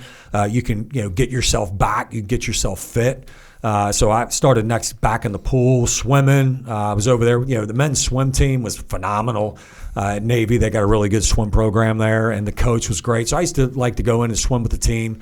And I was in there swimming. I got out of the shower one day, and as I was like showering on my shoulder, like something was coming out the back of my shoulder. Well, so I go over to the football locker. They put the X-ray on. I got screws coming out. Back to the hospital. You know what I mean? My body was refusing some of the screws coming in. I went through rehab with that for the second shoulder operation. And General Allen, he was kind of my sponsor. He had been moved on. He was up at the Pentagon. He's a one-star up at the Pentagon. And finally, you know, John Allen called me up to the Pentagon, and he's like, because they put me up on a Navy board, med, and I went up, and you know, John was like, where do you want to go? Because you're done. Like you're not. They were not going to pass you on any kind of jump physical, nothing. You know, McMap, you know, even the shoulder had gotten bad enough to where they were like, dude, you keep monkeying around, like you're going to lose mobility. So that kind of got the realism in there. And, you know, with him, I was hanging out at the academy, and then next thing you know, I got a call from the monitor. Meddy Knox called me, and I was actually at a bowl game in San Diego here with the Navy football, and he called me, and he's like, hey, JD, we'd like you to come back down to Quantico and you know, oversee the schools because they had sniper school, HRP, high-res personnel. It's basically pistol shooting and Savannah Tire, small arms weapon instructor course, and breacher school. So they asked me if I'd, you know, come back down, and I was literally sitting right downtown San Diego, and I'm like, dude, I'm in a bowl game with Navy football right now, and you want me to come back? Like, I don't want to come back to that. So I was like, hey, I'll call you when I get done out here. I came back, and Meddy Knox gave me Master Sergeant, promoted me, gave me a pin up, and pinned me on February 1st, and I went back down to Quantico and gave him a couple more years back down at the schoolhouse. As a Master Sergeant, and then left at 21. And I think it was it was good for me to be down there. The colonel that I was working for is Mike Mulligan's great guy, and Mike, trying to get me ready for transition. Like I didn't know this was not the plan. Yeah, I wanted to stay at camp as long as possible until I get like 30 years and, then retire or, make all the way to E9 because I was an E8 and it wasn't a plan. So I didn't know like what I was going to do. And probably the biggest aspect of it is, my wife, Tracy, at the time she's like, you can do stuff. I mean, it's one thing she'll give me. She's like, you'll work. You're going to show up. You're going to work. And one of the guys that had taught me back in the day to cast my net widely, Eric Carlson, he called me and was like, hey, man, you want to do some contract work with infantry weapons? Special weapons, sniper rifles, stuff like that, working for L3 Communications. So he called me and I was like, yeah, do I have to what do I have to do? He goes, well, we got to have like a panel interview kind of thing. And so I go out to see Eric and everybody that's on the panel. I served with all of them in the Marine Corps. It was like a going home kind of thing. It was like all these dudes are there and it's just like, this is preliminary. And so Eric, brought me in and I mean, he took care of me. Gave me a job because again I didn't really know what I was going to do. So how long did you do that contracting job for? A couple years. And then how did you end up forming OMNA, which is your OMNA International, which is your leadership company? Is that the right thing to call it? Yeah. It's experiential. Right. Experiential learning. And so it was at L3, in the Marine Corps, I had the opportunity because of some of the officers that I served with that let me tag along and go on some staff rides, historically, which was like super. I mean, going over and studying Okinawa, the battle over there, and seeing the reverse slope defense of the Japanese, like what we kind of went through, the Philippines. The Korea, you know what I mean? So just reading and then getting to go to these places and actually stand on the exact spot where folks have been. And like I said, I had read quite a bit. I remember reading, Hackworth back in the day. Those kind of guys were just very influential on me in leadership. And it was just it was kind of like an experience to where. It's not in a classroom. It's not you're actually on the field. It's very hands-on kind of learning and learning how to lead.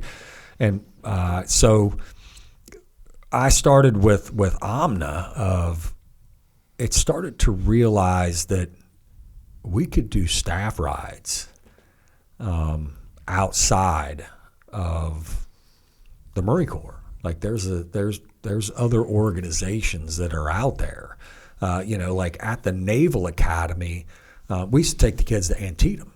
You know what I mean? They could do it as a weekend trip. We could take them to Antietam. John Allen, he was a big history guy, Marine officer, of course, loved staff rides. Gettysburg is another big one. Corporal Seamus Garrity used to live up in Gettysburg up there. We called it Marine Barracks Gettysburg. You know what I mean? So there was, going to Gettysburg, the experiential stuff of overseas. The Marine Corps was always big on this with doing staff rides. And they were a lot of fun.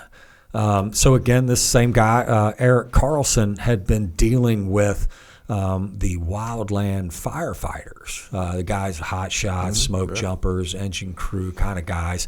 And I guess they had a couple of fatality fires. So they did a tri-data study and they earmarked and went around and looked at different organizations of how they teach leadership. And they ended up at Marine Corps University, and Eric Carlson was the operations officer. And they called over, and Craig Huddleston, who's with Omna as well. Craig is another one of my great mentors. Craig was over at Command and Staff, and they were like, hey, do you mind if some firefighter guys come tag along, go to Gettysburg? Sure, bring them along. So they went up to Gettysburg, and when they saw how the Marine Corps just took a pile of dirt, of what we call a terrain model. They were like, wow, this is pretty cheap. We've got a lot of dirt. And there were so many similarities between wildland firefighting and the Marine Corps. A hot shot is an infantry platoon. An engine is like artillery. They've got aviation, they've got logistics, they've got incident commanders, and they were putting people in harm's way. They're making plans, they're using terrain models, and they're sending folks out just like on a military operation. So they really bought into this staff ride concept, as well as the Naval Academy. So the Naval Academy with Joe Thomas, who's still up there with the leadership and ethics, great guy, retired Marine Lieutenant Colonel, Pennsylvania guy. Joe and them, we've taken the Naval Academy up to Gettysburg because the team captains with the football and all the sports that were up there were like, hey, we got a guy that can take the team captains and take them to Gettysburg. So, through NAAA, I took the team captains up there because, I knew a lot of the coaches because obviously I spent a lot of time at their facilities, kind of playing around. And I just started, like, at first it was kind of a, kind of something fun to do. But I didn't know how to run a business, so I basically went online because you can find everything online, and like, how do you start a business.com? And then you gotta pick a name, you got to get a DUNS number, you got to get a TIN, you got to get so there was a lot of reading involved because I had no clue, like, how do you get a business license? It's just amazing. Like, I became so more educated, of just starting a business and getting QuickBooks. Like, how do you do taxes? How do you run payroll? Like, how do you know what I mean? Yeah, you want to learn a lot of stuff. Start some businesses. Start a business. Start with just one. You're going to learn a lot. Yeah, I've just got one. Yeah. I know. Yeah.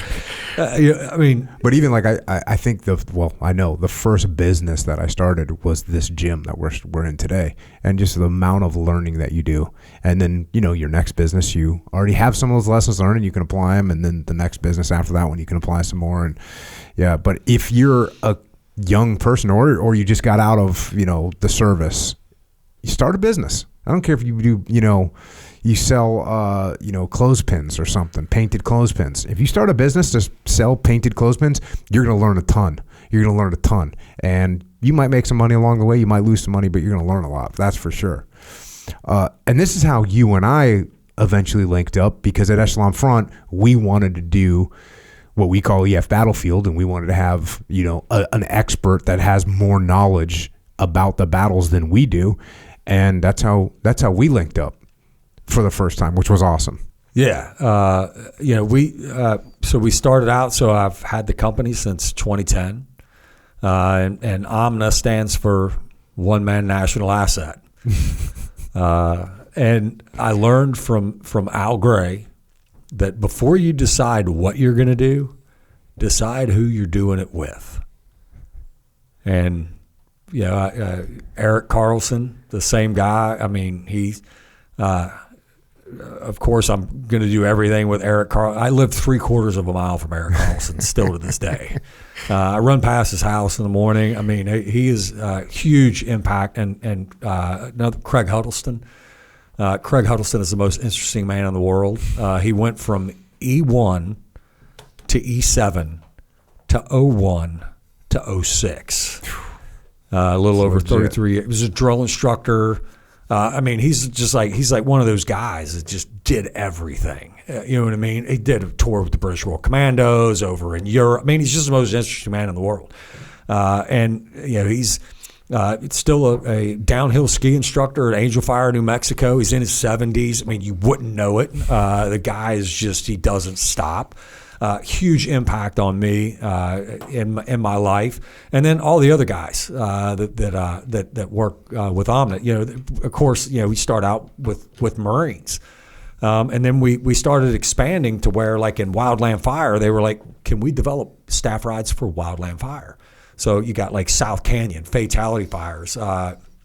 the Dude Fire down in Arizona. You've got what the movie came out with, Only the Brave, was about the Yarnell Hill fire. We developed that staff ride. That's where I was just at last week doing those. Because like I said, I mean, it's experiential leadership.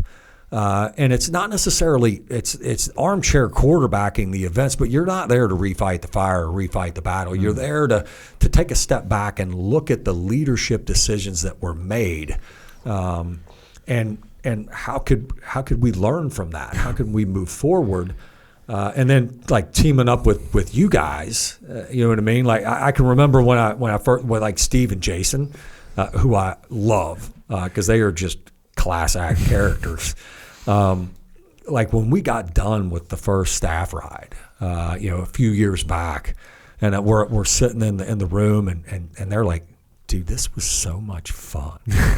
Like, the interaction with the participants that are there, the people that you get to meet. I mean, you remember, some of the folks, I mean, they even came back and did Little Bighorn with us. Yeah. And just the experience on the leadership aspect of experiencing it to me, you can't get it from a classroom. You can't get it from a book. When you're standing, in the peach orchard at Gettysburg, and the discussions that you're having everybody has a Dan Sickles in their organization. It's just for 10,000 years we've been trying to figure out how to deal with people, and delivering of a staff ride. It's so memorable, like of being there, and it's just so. We basically developed a business around experiential staff rides, and we do it for Fish and Wildlife, U.S. Forest Service, FDNY, San Diego lifeguards. I took the San Diego lifeguards to Gettysburg, which was like super cool. Like those are a great bunch of guys, and I learned more from them than they probably did from me. Like I didn't know they were sworn officers and could write tickets, but they don't get a gun. Talk about the ability to use your communication skills. You better be pretty good. You know what I mean? And bringing them to Gettysburg, everybody's like, in Gettysburg, of like, who are these? It's like they're lifeguards, like from San Diego. Like the whole Baywatch. I mean, the guys are just phenomenal people. And then we do a lot Orange County. Like I know you've done stuff with Orange County Fire Authority up the road. But then when you meet like the smoke jumpers and the hot shots, that's like kind of like these people. Like if we would have had Discovery Channel, like when you and I were kids in the 80s, and I would have seen like, wait a minute, I can get paid money to get a chainsaw, which are always fun to operate. And you're going to let me jump out of an aircraft in the middle of nowhere and fight fire, and I'm going to get paid? Like, that's badass. And just like with the hot shots, we're going to put me in a buggy. We're going to ride around with like 20 to 30 other men and women that just want to get after it, with a Pulaski, and fight wildland fire. They're just great people. They provide a great service to the country. But, growing up in Virginia, West Virginia, we don't have wildland fire like here. Like everybody out here, you all in Cali know what wildland fire is. It's a West Coast thing. Yeah. That would be such a cool job. And they're just great people. Yeah, that's a freaking hard job, man. You and I were talking earlier today, and just when you've been in the military and you look at a hill, and you know what it takes to walk up a hill, you appreciate hills. And those wildland fire guys, man, I have a guy that guided me a couple hunts, and he's a wildland fire guy. And you want to talk about a dude that could hoof out some miles, bro? This dude was just like, okay. With no expression on his face, other than like, where are we going next? No factor. This guy's put some miles in, man. These are like mountain goats. They're like mountain goats. Yeah. And they, with like gas cans, and they got like chainsaws. And they do and they're just a great community of people. So I had the experience. I do a lot with those folks, and they've expanded to where now with Omna, now we've got former hot shots, former wildland firefighters. I got former forest ranger. That she works with us. Just the people that I've had the opportunity to meet over the past 12 years of doing this. I mean, it's amazing. And of course, like I enjoy the hell out of it, which makes it even better. I don't have to go to a cubicle, and you know what I mean. We get it's like my wife's like, "What are you doing over there?" I'm working. No, Allegedly. No, you're reading a book. That's my job. I get to read. Well, we were lucky enough to link up, and we bring a lot of corporate people in. We bring everyone in, a lot of corporate people, a lot of business people in that go through these staff rides and pass on these lessons learned. And there's so much to learn from these events, and the leadership and the personalities and the people that undergo them.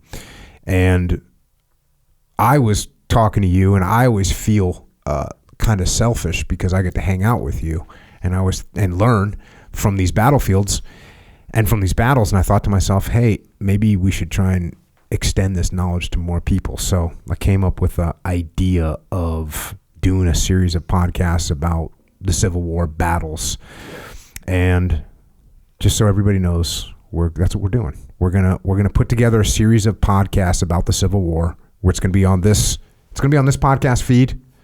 It's gonna be Jocko Podcast Civil War Excursion, because it's gonna, there's some people that make, I don't really feel like listening to Civil War, and if you don't want to listen to it, that's fine. You probably will. It's sitting here talking to you. It's like trying to, I can't wait to pull the string on your back where you just start talking about Civil War and battles and personalities, man. It's awesome. And yeah, you'll be hearing a bunch from JD on this feed. Yeah. What do we miss? Do we miss anything else? No, that's pretty much it. I remember when I talked to you, like at one of the first times when your book came out, Extreme Ownership, and of course I'd read it.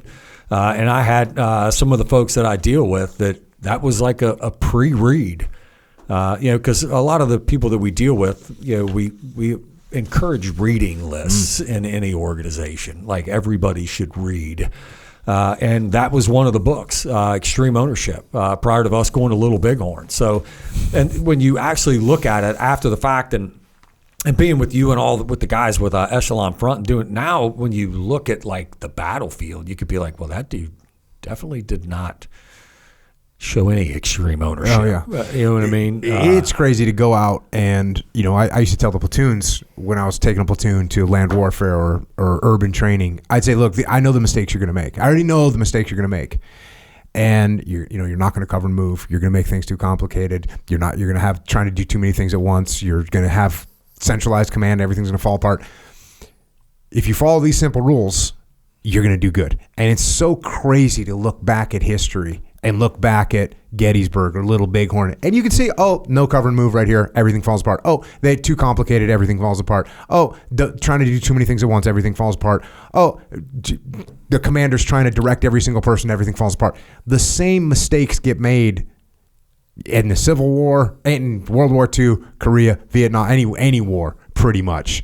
The same mistakes get made. The same leadership mistakes get made. And what's crazy is they're the same leadership mistakes that get made in any organization. In any organization, they don't support each other. They make things too complicated. They don't figure out their priorities. They don't focus their efforts.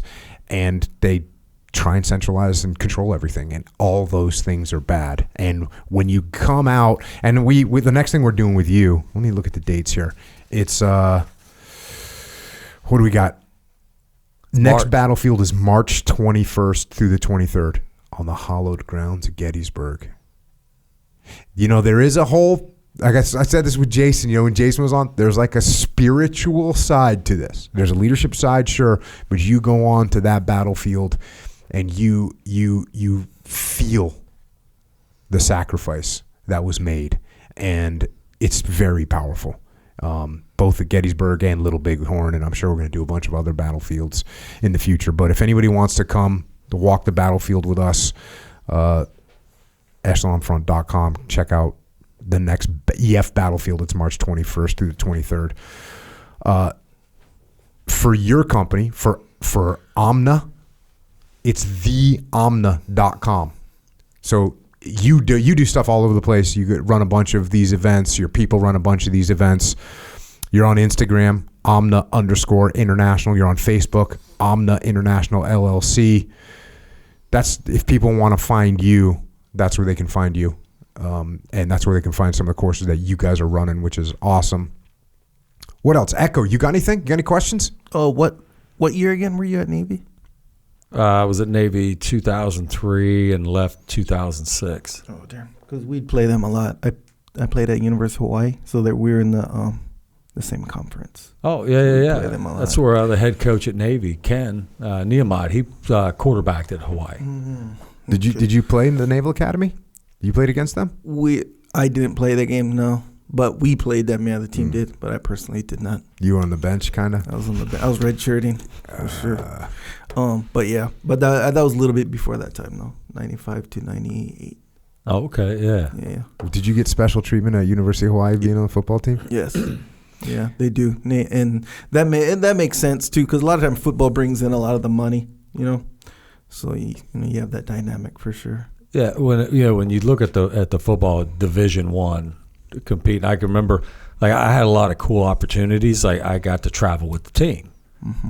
So we go play Notre Dame.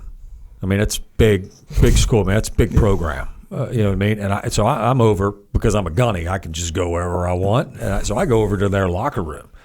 The size of those dudes, compared to the Naval Academy midshipmen, you know what I mean? They were tree trunks, man. These dudes were huge. I walked back over, one of the quarterbacks at Navy, Craig Candido.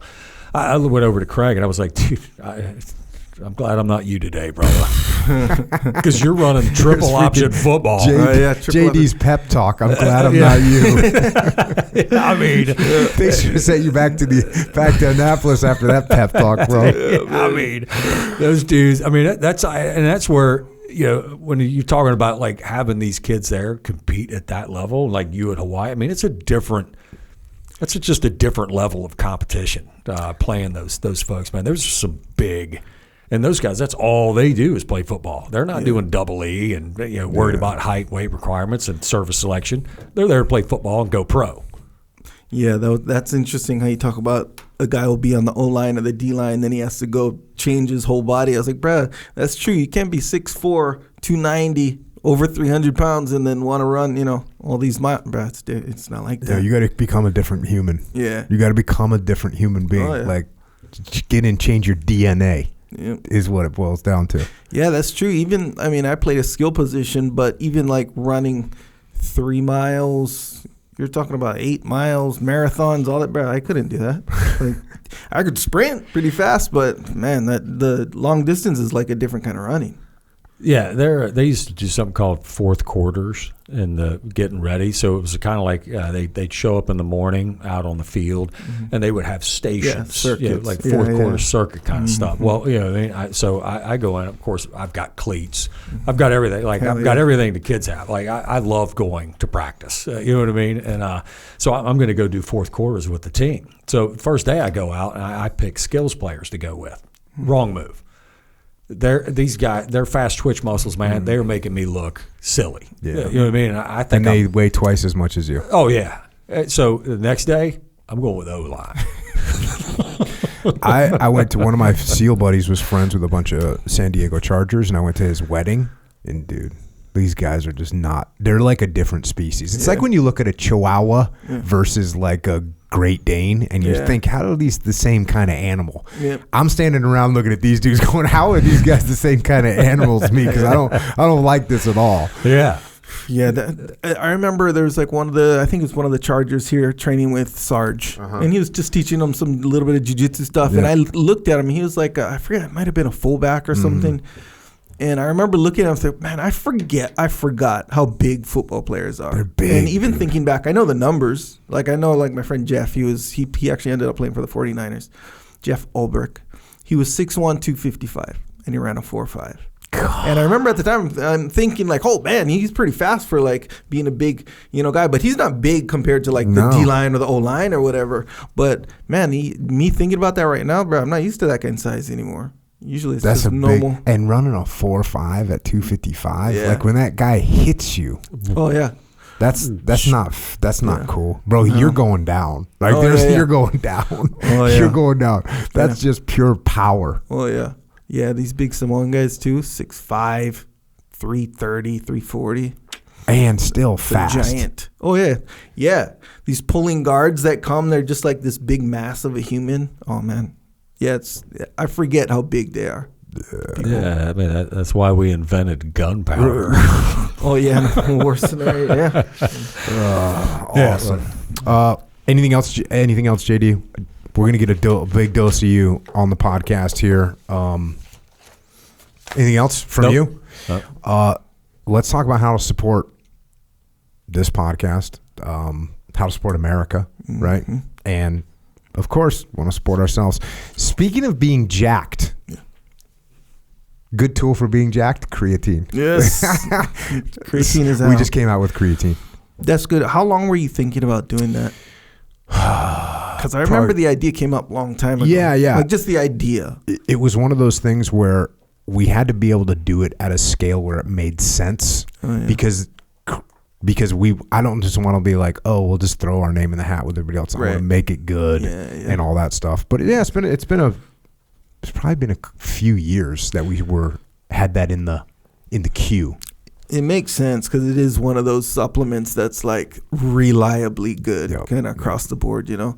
I remember, it's crazy, but on that little video you made when you're like, in the 90s, and it's weird. That's when I really heard about it the most. What's cool is that's I remember when it came out. Yeah. It came out, and I remember it, and everyone's like, dude, creatine. And I got on creatine. I was on deployment on the USS Cleveland, the Steamin' Cleve, and I brought cruise boxes with this protein powder that had creatine in it. And this is the one that I talk about where it's vanilla. I don't even like vanilla to this day because I drank vanilla protein shakes for 6 straight months, and I would hold my nose like it was bad tequila and just like gut it down. You don't have to do that anymore. You can get JockoFuel.com, get your creatine. Get jacked. The other cool thing is they've done so much research on it now. It like helps. It just doesn't only help you get stronger. Helps your athletic performance. Helps your cognitive function. Like it's just straight good for you. So if you want to get some of that, JockoFuel.com. And that's not to mention resistance training. All the studies that they have been putting into that. All the benefits of resistance training. So now you got the creatine supporting the resistance training, supporting all the other functions of your body. Boom. Yeah, resistance training. Jack. Resistance training. No offense, JD, because I know you're a runner. Do you jack steel at all? No, I just calisthenics. I do pull-ups. I got a pull-up bar cool, in the house. Yeah, pull-ups, calisthenics. Right. Yeah, resistance. That's just old school Marine Corps. Yeah, no too. jacking of steel. Jacking of steel. You jacked your shoulder. Now you're not jacking steel. No. What else? Discipline Go. Yeah. Right? Energy drink, redefined, healthy, all good stuff, no bad stuff. Can you imagine just having something that's got no downside? How legit is that? It's very legit. That's the legit here. Yep. No downside. There's no price to pay. None. Oh, well, it costs $3 or whatever. But there's no like price everything to else. pay Yeah, for sure. physically, Yeah. health wise. Same thing with the ready to drink milk. Did you get a shipment yet? Yes, I did. It's Bro, my a game changer. kids are It's stealing them. It's going to be gone. Yeah. It's going to be gone. There's no way you can have ready to drink milk in the house with children. I had to make a rule. Straight up rule, like you're not allowed to have these kind of They're things. off limits. Yeah, off Those limits, are just 100%. for you. Oh yeah, I open one, they drink it all, straight up. That's why I made the rule. Well, we're Very making good. as much as we can. We got it on the web. The ready to drink milk. It's freaking awesome. It's kind of a game changer. It is kind of a game changer. You know why I think it's a game changer? Because man, there's no reason to eat anything else. Like, maybe you're walking by. No, but you know what I'm saying. Like you're walking by the fridge and you're like, well, what could I have right now? And you're kind of. Everything's an effort, or it's got downside. With a milk ready to drink, there's zero. Yeah. Once again, no downside. You don't have to make it. You just have to mix twist it the up. freaking cap off, bro. And you're in. You're correct about that. That's so. real. Get yourself some ready to drink milk. Get yourself some creatine. Go Discipline Go. JockoFuel.com at Wawa. You're in Virginia. You're going into Wawa. Yep. Just get you cleaning the shelves out. Yeah, they're cleaned out like all the time. Right on. Yeah, right on. at Wawa. We'll send more. So if you're East Coast, Wawa, you can get stuff at the Vitamin Shop. Military commissaries. We're working the exchange. We should be in the exchanges soon. Hannaford's, Dash Stores, Wakefern, ShopRite, Circle K, HEB, Tejas. We got you. Murphy's down in the Southeast, Meyer in the Midwest. So go get yourself some Jocko Fuel. Get no downside. That's a thing. Not too many things in this world. Not too many things in this world. No downside. OriginUSA.com. Jeans, boots, gis, hunt gear, rash guards, t-shirts, beanies. How long is this going to go? This could go a while. Yeah, here's the thing. All made in America. Right now, you're seeing some stuff on the news right now. You're seeing in China, there's a practical revolution happening right now. They got workers rebelling, slave labor rebelling. It's about time. Well, that's China. That's where your clothes are getting made if you're not buying from OriginUSA.com. You're enabling slave labor to happen. So don't do it. Get the best quality stuff. Get the best quality stuff made in America. Don't support slave labor. That's what I got for you. OriginUSA.com. It's true. Also, Jocko has a store called Jocko Store. Did I say geese? Did I say jiu-jitsu geese? Yeah, you did. I was talking to some jiu-jitsu. Who was I talking to? Someone was like, bruh. When you put an Origin jiu-jitsu gi on, it's a totally different thing. Different, yeah. It's a different thing. Oh, yeah. It's like you were driving in a Camry. Sure. No offense against Camrys, right? Apparently. Yeah. But then you got put into like a Cadillac. You know what I'm saying? I know what you're saying. Next level. Yeah. It's a different thing. It's a different experience. Yeah, that's a good Hey, your analogy. brother used to have a Prius. Yeah. Right? Yeah. Does he still have it? No. See, he had that Prius. I didn't know what to think of a Prius, right? Because I'd never been in one. Sure. I got in his Prius. Bro, that thing was... You didn't like that? No, that thing was foolish, man. Foolish. I know it gets good mileage and whatnot. No, but I mean, it felt like economy class. Yes, it was very economy class. I'm sure there's different levels of interior of Prius. I'm sure that's my assumption. I don't know. Yeah. I don't know how many Priuses I've ever been in besides his, but I think like you hit the bump and you feel it. Oh, the whole deal? Yeah, you're right. Dude, you're it's right. economy class. Yeah, it's different. So don't do that, man. Don't get an economy class gi. No. Get a first class gi. Yeah. You're going to feel the difference for sure. Especially when you got to roll around in that thing too. People trying to choke you with it. You will not. It's going to make a difference. Hey, if you travel first class and then you go back to economy, you hate it. Yeah. It's the same thing. It's not going to work. You put on an Origin gi, you're in first class, then you go back into an economy gi, you're going to hate it. It's going to be pretty much. And once again, you're also going to know in your subconscious mind that like a 14-year-old girl in a slavery position was forced to make your gi at gunpoint. 14 hours a day. 14 hours a day. Yeah. Damn. So just keep that in mind, OriginUSA.com. Yeah, on that note. Also, Jocko Store, if you want to represent on the past. Discipline equals freedom. Shirts and hats, merch, if you will. This is quality, though. It's not like the cheap, free. I made it very wearable. We made it very wearable. Actually, a lot of people say it's their favorite fitting shirt. Shirt Locker. Shirt Locker's a different thing. Same quality. Shirts, kind of. Custom, sure. Yeah, they are custom. But yes, it's a subscription. You get a new one every month. Cool designs. A lot of people seem to like that one as well. So yeah, this is all on Jocko Store. There's a couple coming that I'm pretty on board with the plan for some of the t-shirts in the Shirt Locker that are coming out. Yep. Subscribe to that. Subscribe to the podcast. Go to JockoUnderground.com. Look, there's stuff going on with the platforms right now. It's actually crazy to watch what's going on.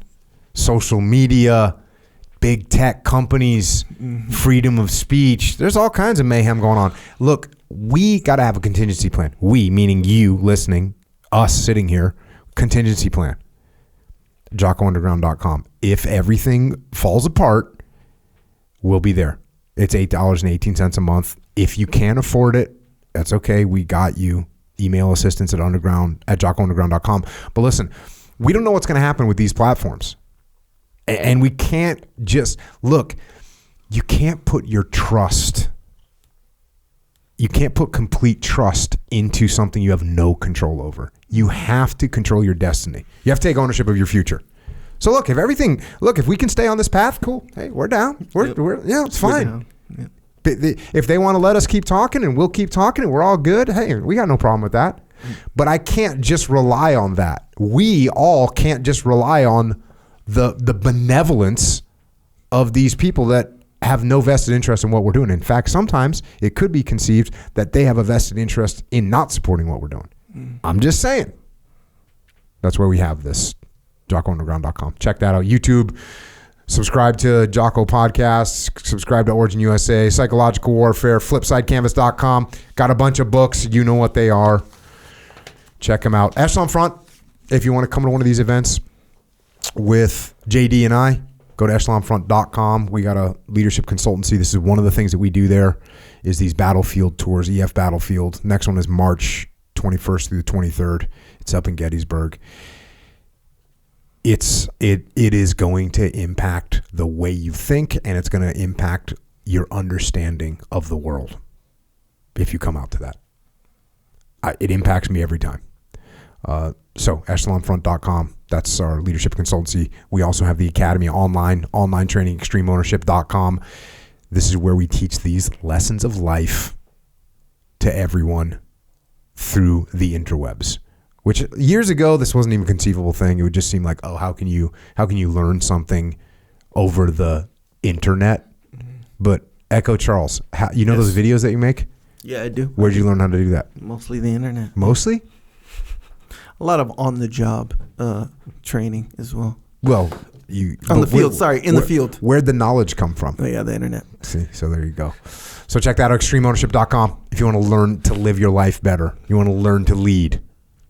You want to learn to maneuver around the battlefield of humans, which is what we're all doing. Go to extremeownership.com. And if you want to help service members, you want to help active and retired, their families, Gold Star families, check out Mark Lee's mom, Mama Lee. She's got a charity organization. If you want to donate, you want to get involved, americasmightywarriors.org. And also don't forget about Micah Fink's organization, heroesandhorses.org. If you want to connect with JD on the interwebs, the Omna, O-M-N-A, the OMNA.com on Instagram, OMNA __. Hell yeah. International. Facebook, OMNA. You just call it Omna, huh? Yeah. You made it into a word. Yeah, it's Omna. One man national asset. Everybody is a national asset. This starts as like a tongue-in-cheek thing, though, right? Like, hey, that guy thinks he's a one-man national asset. He's the Omna. But then it becomes, on the battlefield in business and life, everyone's job is critical to a team's success. Yeah, everybody. So there you go. As far as Echo and I, we're also on Twitter. Twitter's hot right now. You know that? Hey, Yep. Echo Charles lost all of his Twitter followers because he got Brutal. stolen. How did somebody steal that from you? Did you get phished or something? Yeah, I probably clicked on something. It happened that quick, huh? Yeah, well, I didn't really go on Twitter that much, so maybe I clicked on one of these lists. What kind of lists?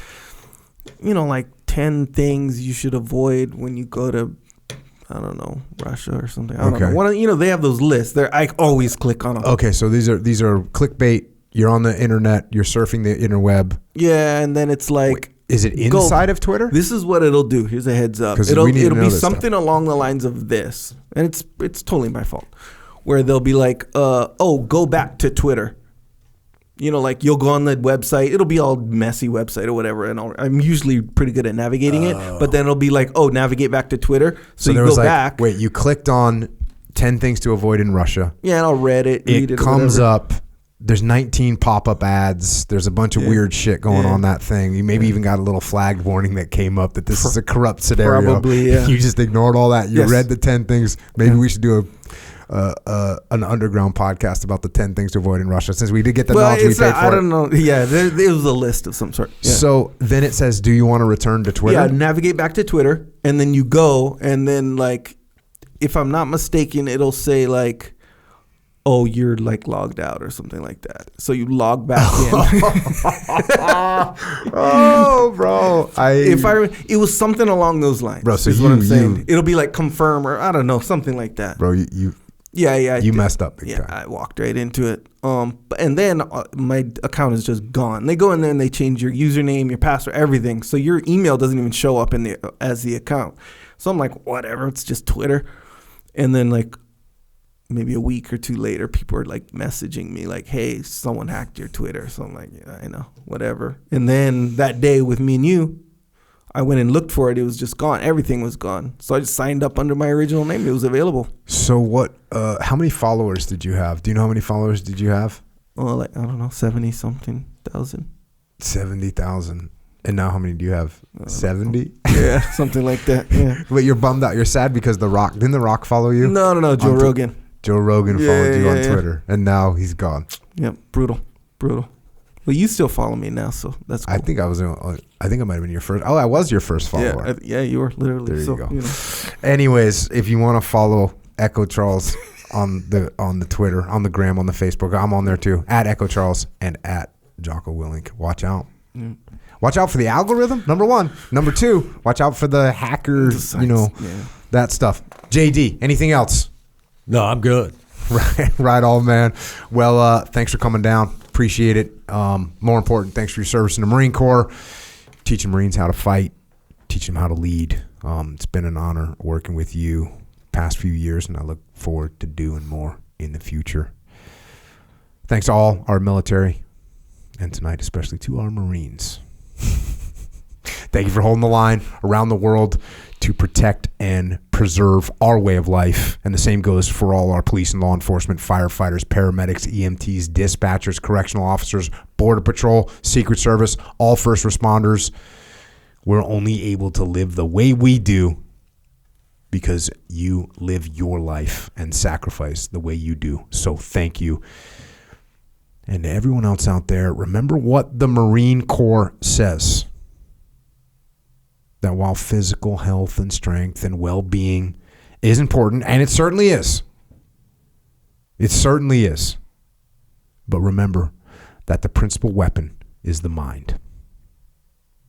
So read, study, learn, and of course, keep getting after it.